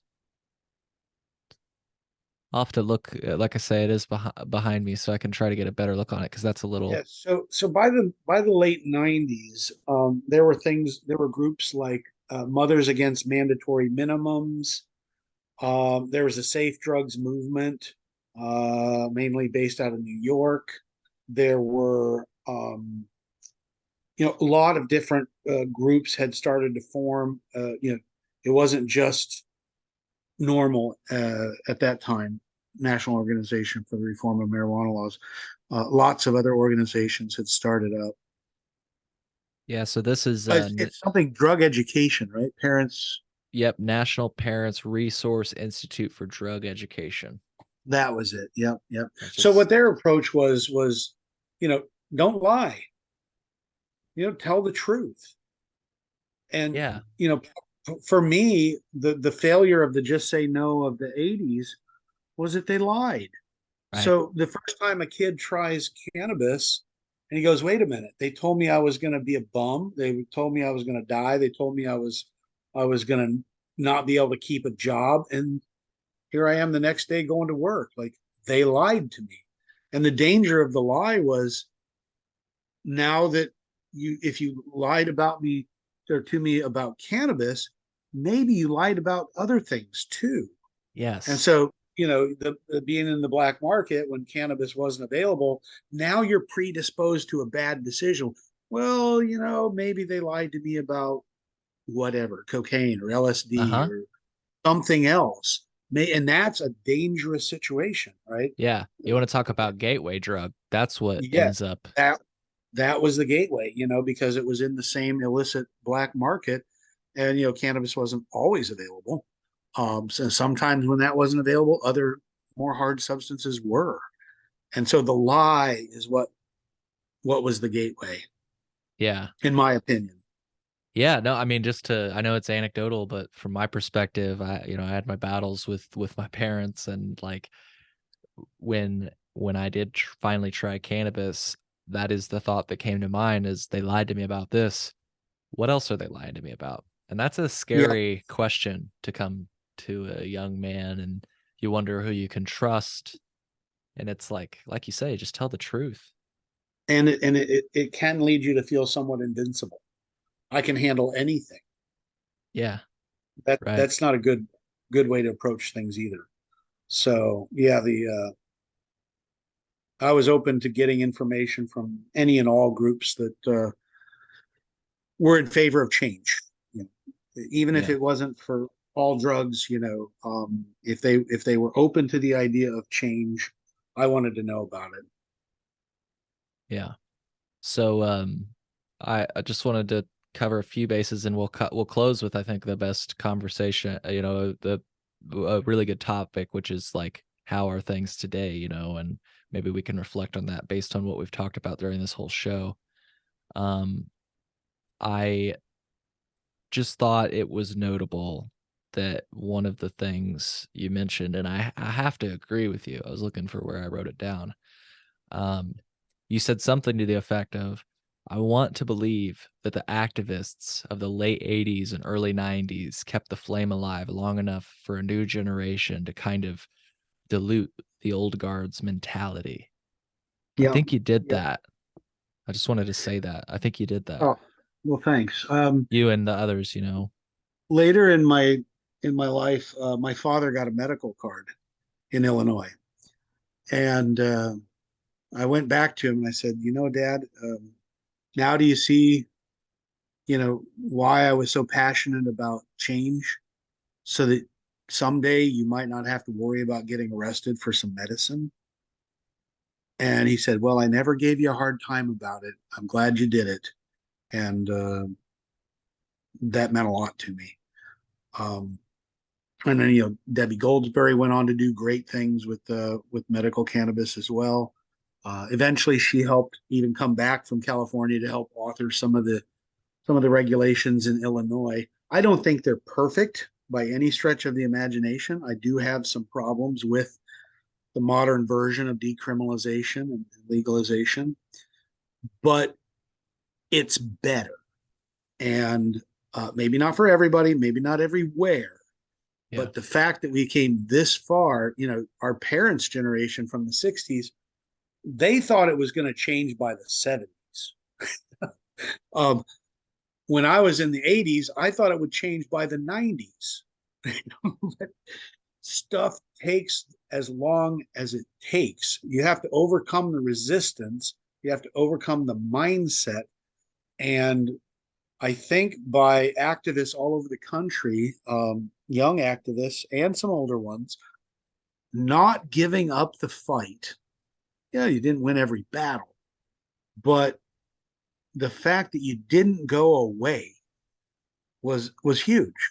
By the time I left Illinois, even the Illinois um, Department of Agriculture was like, "Look, as soon as they make hemp legal, we're for it.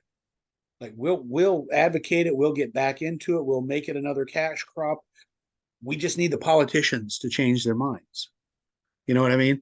So at the beginning, had no support from the agricultural community. You had a few old guys who grew it during World War II. That was about it. Yeah.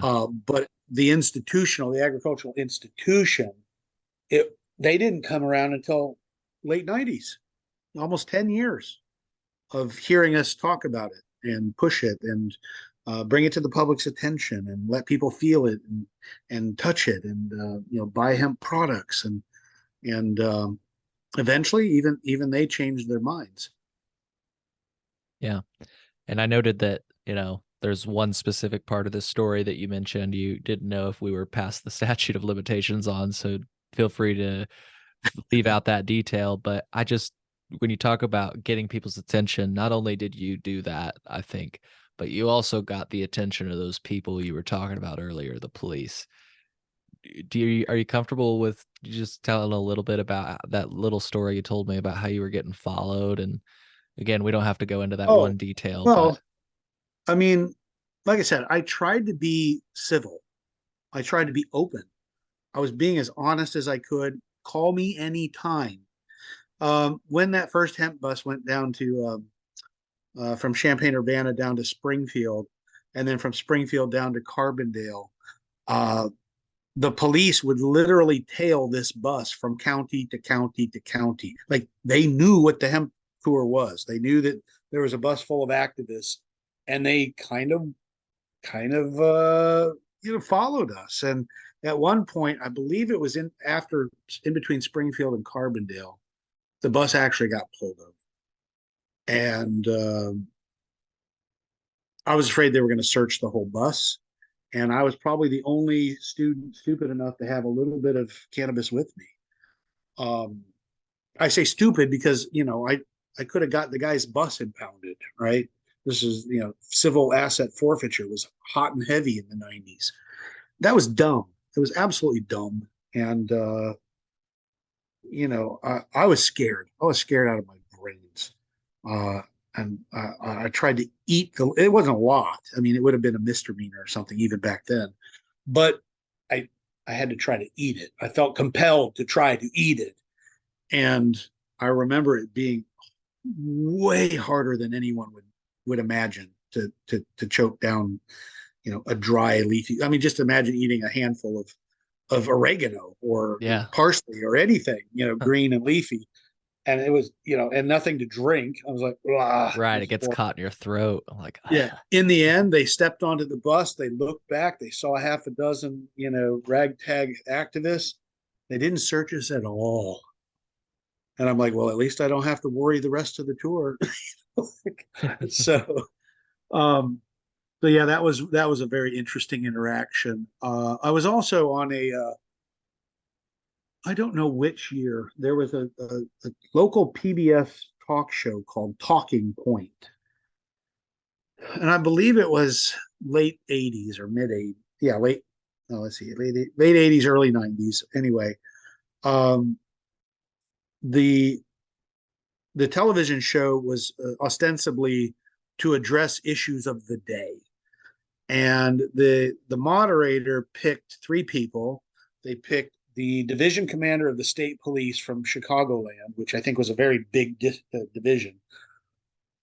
He was kind of supposed to represent the right, or the anti-drug voice. They got a professor from University of Bloomington Normal. They didn't know that I knew who he was, just from going to a couple of rallies over there. Um, he was supposed to be the moderate, and then I was supposed to be the left wing weirdo radical guy. But not only did um, I come off smelling like a peach, every single caller who called in at the final portion of the show agreed with me and was absolutely in favor of drug policy reform and cannabis reform. And it took like literally 48 hours. I got one of my coworkers at a local pet shop. Her husband was on the Champaign police force, and uh, she said, my husband wants to talk to you. I said, okay, fine. Um, he said, we have word that we're never supposed to debate you again. I said, well, who told you this? Like, I've always been open to talking, because this came from higher up. That's all he would say. You'll never get one of our law enforcement guys to talk in public with you again, Wow. because they looked so bad on that interview. Apparently, I don't know. But I was like, man, that sucks. Like, I wasn't trying to dirtbag on him. I wasn't, I was trying to be as reasonable as I could for a college student. Hmm. But so that was another weird interaction. At one of the rallies that we staged, I don't remember which year it was. I went up to one of the law enforcement officers that was there to patrol the event. I said, you guys got a really crappy job. He goes, look, I know. He said, I can't say this officially, but we would rather be catching violent criminals than busting potheads. I'm like, yeah, absolutely. And that was a private conversation on the side with the law enforcement. But there were a lot of people who looked at him strictly as the enemy. Right. I looked at him as just another group of people that are misinformed.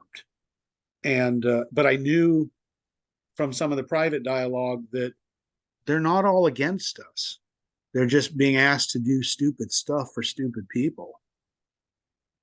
Yeah, that's well said. Well said. Well, I think I've got two more things that'll basically exhaust the list of questions that I have for you today.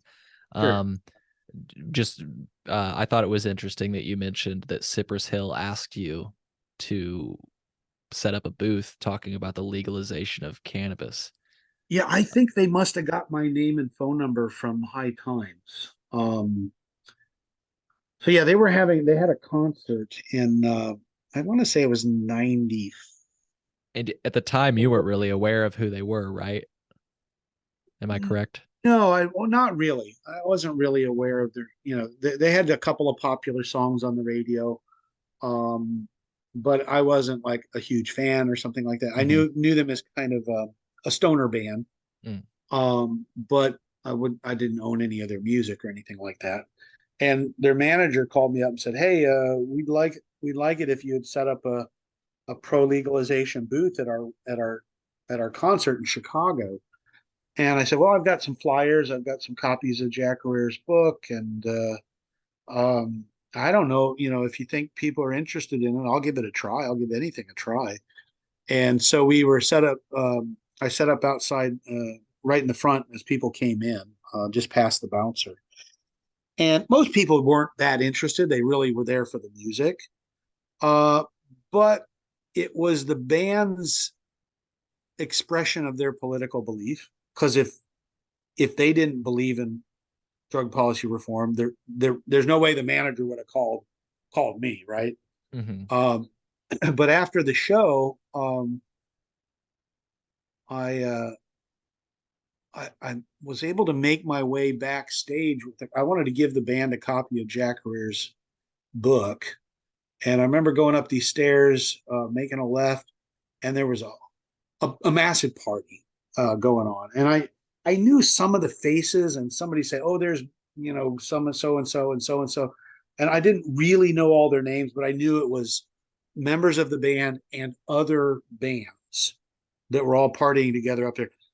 I swear, you could not see 3 foot in front of your face. The smoke was so intense. I had to literally hold the hand railing going down the stairs because I was like, man, these guys got me geeked up. Thankfully, I wasn't driving, but I did leave. I did leave a book. I don't know who ended up getting it. I think it was the manager got it. Um, but at least I made my attempt to give them a gift on my from me on behalf of the young activists everywhere.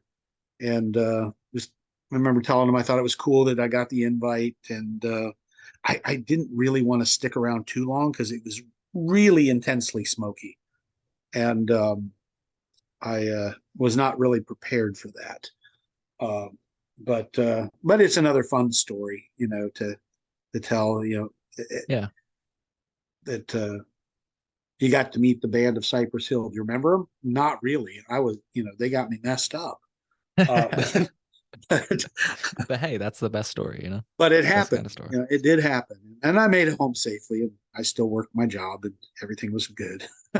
Yeah.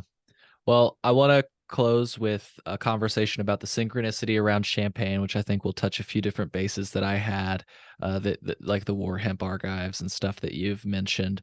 And then I'd just like to close with talking about tax and regulate, which is what I see as the current state of cannabis in the United States and in Illinois.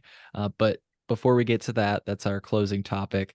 I've been so excited to talk to you about this specifically, the synchronicity around champagne. And the question I've been wanting to ask people that's been inspired with you is, are you familiar with the role that Champagne Urbana played in the history of cannabis in America?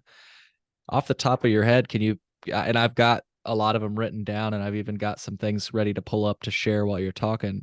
Can you talk to us about the synchronicity from your perspective of Champaign, Illinois? I can probably still remember a little bit of it. Of course, during World War II,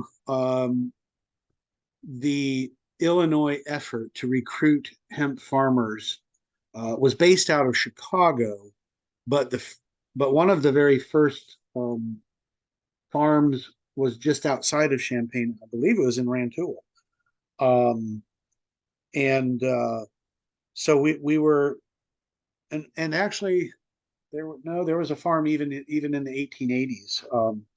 There was some growth in Illinois. There may be a half a dozen big states for hemp historically, for agricultural hemp. So we have a couple of historical points. 1880s, 1940s.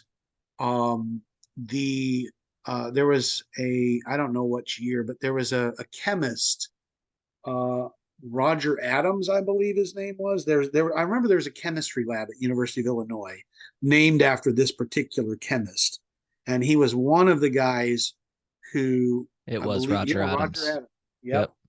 Yep. He had something to do with the uh, isolation of THC. Now, and that was in the 30s.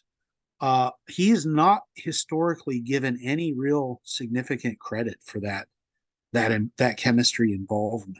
The guy who gets all the credit is an Israeli scientist. But so here we are, University of Illinois, 1930s. We have a chemist who's isolating some of the psychoactive components of cannabis. 1940s, we have the Central Illinois um, industrial hemp for the war effort. Um, in the 60s, we had a famous pro legalization guy. He founded Playboy magazine. What was his name? Hugh Hefner. Yeah, Hugh Hefner. Yeah, he was always a big advocate for freedom and personal liberties, and he got his degree at University of Illinois. Um, I think Steve Hager in the '60s was he was born, I believe, in Urbana, and I could be wrong, but I know he was from Champaign Urbana. He later became the editor in chief of High Times magazine. Um, the One of the executive directors of Normal, Keith Stroop, um, he got his degree at University of Illinois as well.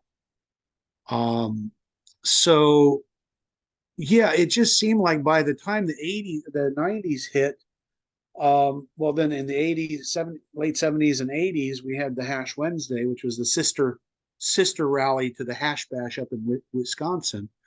Um, and then by the time the '90s came along, I'm like, man, there is something about this place that's special. And whether anybody ever realizes it or not, because I believe small things can have big impact. And so it's easy to downplay, oh, that was just a party on the quad, or oh, that was just, um, a couple of graduates who eventually became big in the legalization movement. Chef Raw, who was a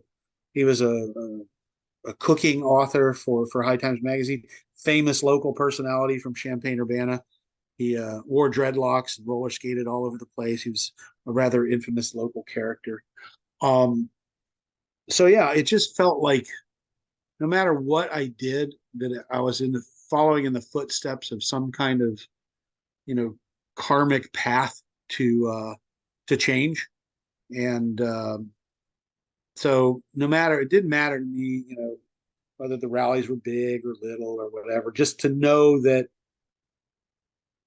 I was one of the people of many that took time and took interest and and made my voice heard. It felt like a privilege more than anything. Yeah. And then, in many ways I look at it, I don't know, as a privilege, but I just like, I admire what you did. I admire what you and everybody did to participate in it, because again, as somebody living in a year where, medical care, look, let me put it this way, Joshua, I had my medical card and I still was not being honest with people about my use. I was using Sure. it legally. Yep. And so for you to have done that all those years ago, like, I Well, look up to you all so much. I mean, the average lifespan of a college activist is 4 years. And somehow I was able to stay involved for 9 years, something like that. Um, don't know exactly why, except I was committed to the idea that don't give up the fight, never give up the fight. And even though we have medical cannabis, the system could still be better. Yeah. Um, there's always room for growth, always room for change. Um, and I believe that. I truly believe that. And in that spirit, you just set me up perfectly for our last topic. If I could just quickly say that I am happy. I want to reiterate what you've said in this episode. I am happy with the progress we've made. It's better than nothing, but as you just said, there's always room to improve.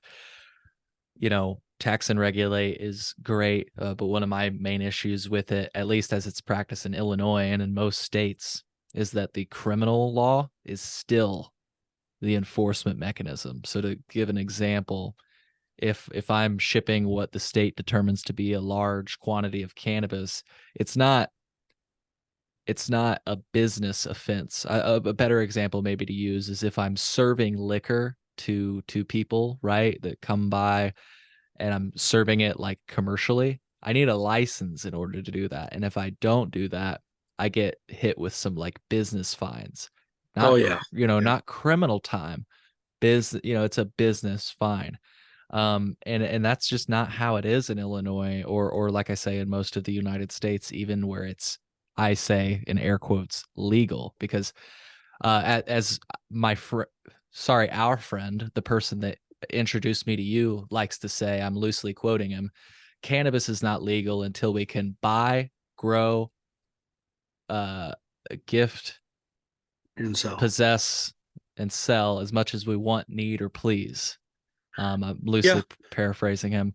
But to open it up to you for your perspective, you know, I don't know. There are shortcomings in the, of course, as you just said, there's always room to move. But I'm just curious, as a person who was fighting for, I mean, you literally, one of the quotes I said, and even in the newspapers, you said, this is at most a public health issue. It's not a conversation about criminal enforcement.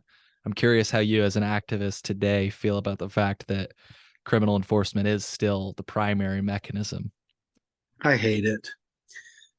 Um, we still fill up the jails with people for possession. Okay, maybe not as much for small possession, but if you got a large quantity, yeah, count on a ticket to, Club Fed. Uh, yes, there is a legal way to sell it, but if you don't do it the way the state says, welcome to Club Fed. It's kind of like, um, paying an extortion fee. Yeah, we'll let you do this thing, but only if you do it the way we want you to do it. There's nothing about the regulations in my mind, even today, that makes cannabis safer. Now, granted, when you're running a dispensary, you've got some microscopes on you, right? You've got to there's some rules that you have to follow about where you get it from, what the quality is, truth in advertising and labeling. That's a big thing. I think that's you're less likely to get something that's adulterated from a dispensary than you would be from the black market. So there are some benefits, but the fact that having the state take its cut means that there's still people on the black market selling it cheaper than you get it in the dispensary. So it didn't solve the black market that much. It just gave people a little bit of relief that now I don't have to worry about getting arrested if I'm going to pick up my medicine, right? Um, so and then the question of, well, what do you do with those funds? Is it to help people that have issues with drugs or problems with drugs, or is it to fund a whole bunch of other ho-hawk, just garbage stuff? Right. Like, there's still civil asset forfeiture. You break the rules as they are today, and they'll literally arrest your property. In fact, Mm-hmm. in America today, the police make more money off of stealing stuff from people they deem to be criminals than the criminals steal from regular people. It's pathetic. It's sad. We now have a situation that there are prisons on the stock market, which means now there's a financial incentive to keep people in jail for stupid stuff. Right. I'm not saying that there aren't, certain individuals can't have problems with drugs. They certainly can. Sure. Sure. But if you're using that money that you're making as the state for anything other than telling the truth about drugs and helping the people who have problems with drugs, you're being disingenuous. You're literally being like a leech, and I don't like it. I don't like it.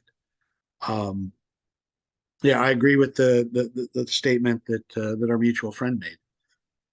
Something that you said to me that really stuck with me that I'm going to start kind of stealing from you is you referred to cannabis, or even just, let's just talk drug people that are serving time for drugs as prisoners of war, a Yeah, drug absolutely. war. And I'm taking that. That's so true. Yeah, um, I went to uh, a speech at the University of Illinois. Timothy Leary, one of the 1960s LSD gurus, tune in, turn on, drop out guys. Yeah. Pretty, pretty radical for his time. Of course, back then, that was before they made LSD illegal. Right. But I went to this speech with him, and I can't remember the name of the guy who put him in jail. Literally got him finally arrested.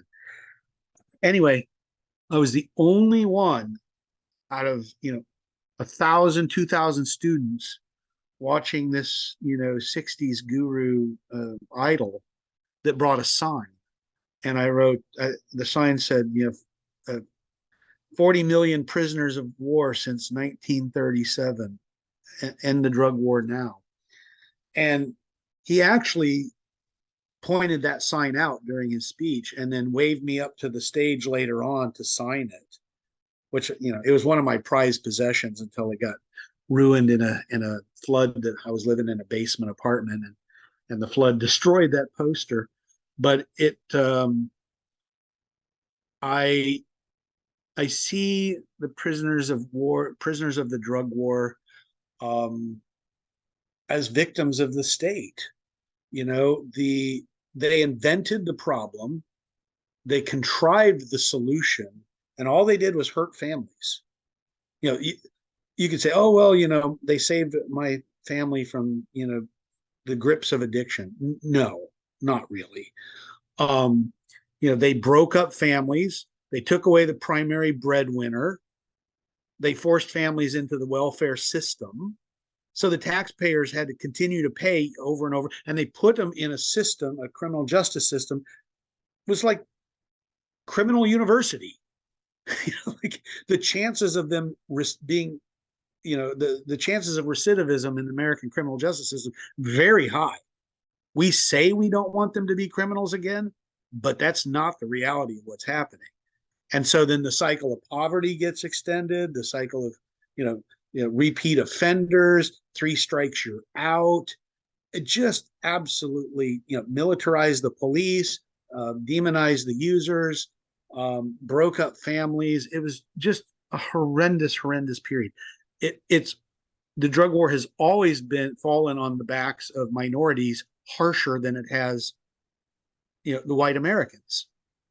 And even with cocaine, they get harsher penalties for crack in the 80s than the same quantity of powder cocaine that a white guy would get caught with. Right. Horrible, absolutely horrible. So it just reinforced, to me, I do see them as prisoners of war. It's funny though. I actually told I was at an event a couple of years back, and I was kind of fessing up to my college years as an activist. And this guy he was younger than me, but he said something really funny to me, and nobody's ever said it. He said, "Thank you for your service." I'm like, wait a minute. Like, yes, I was fighting against the drug war, but you know, I I I wasn't doing battle with a foreign enemy or something like that. I was just doing my part, doing what I could do.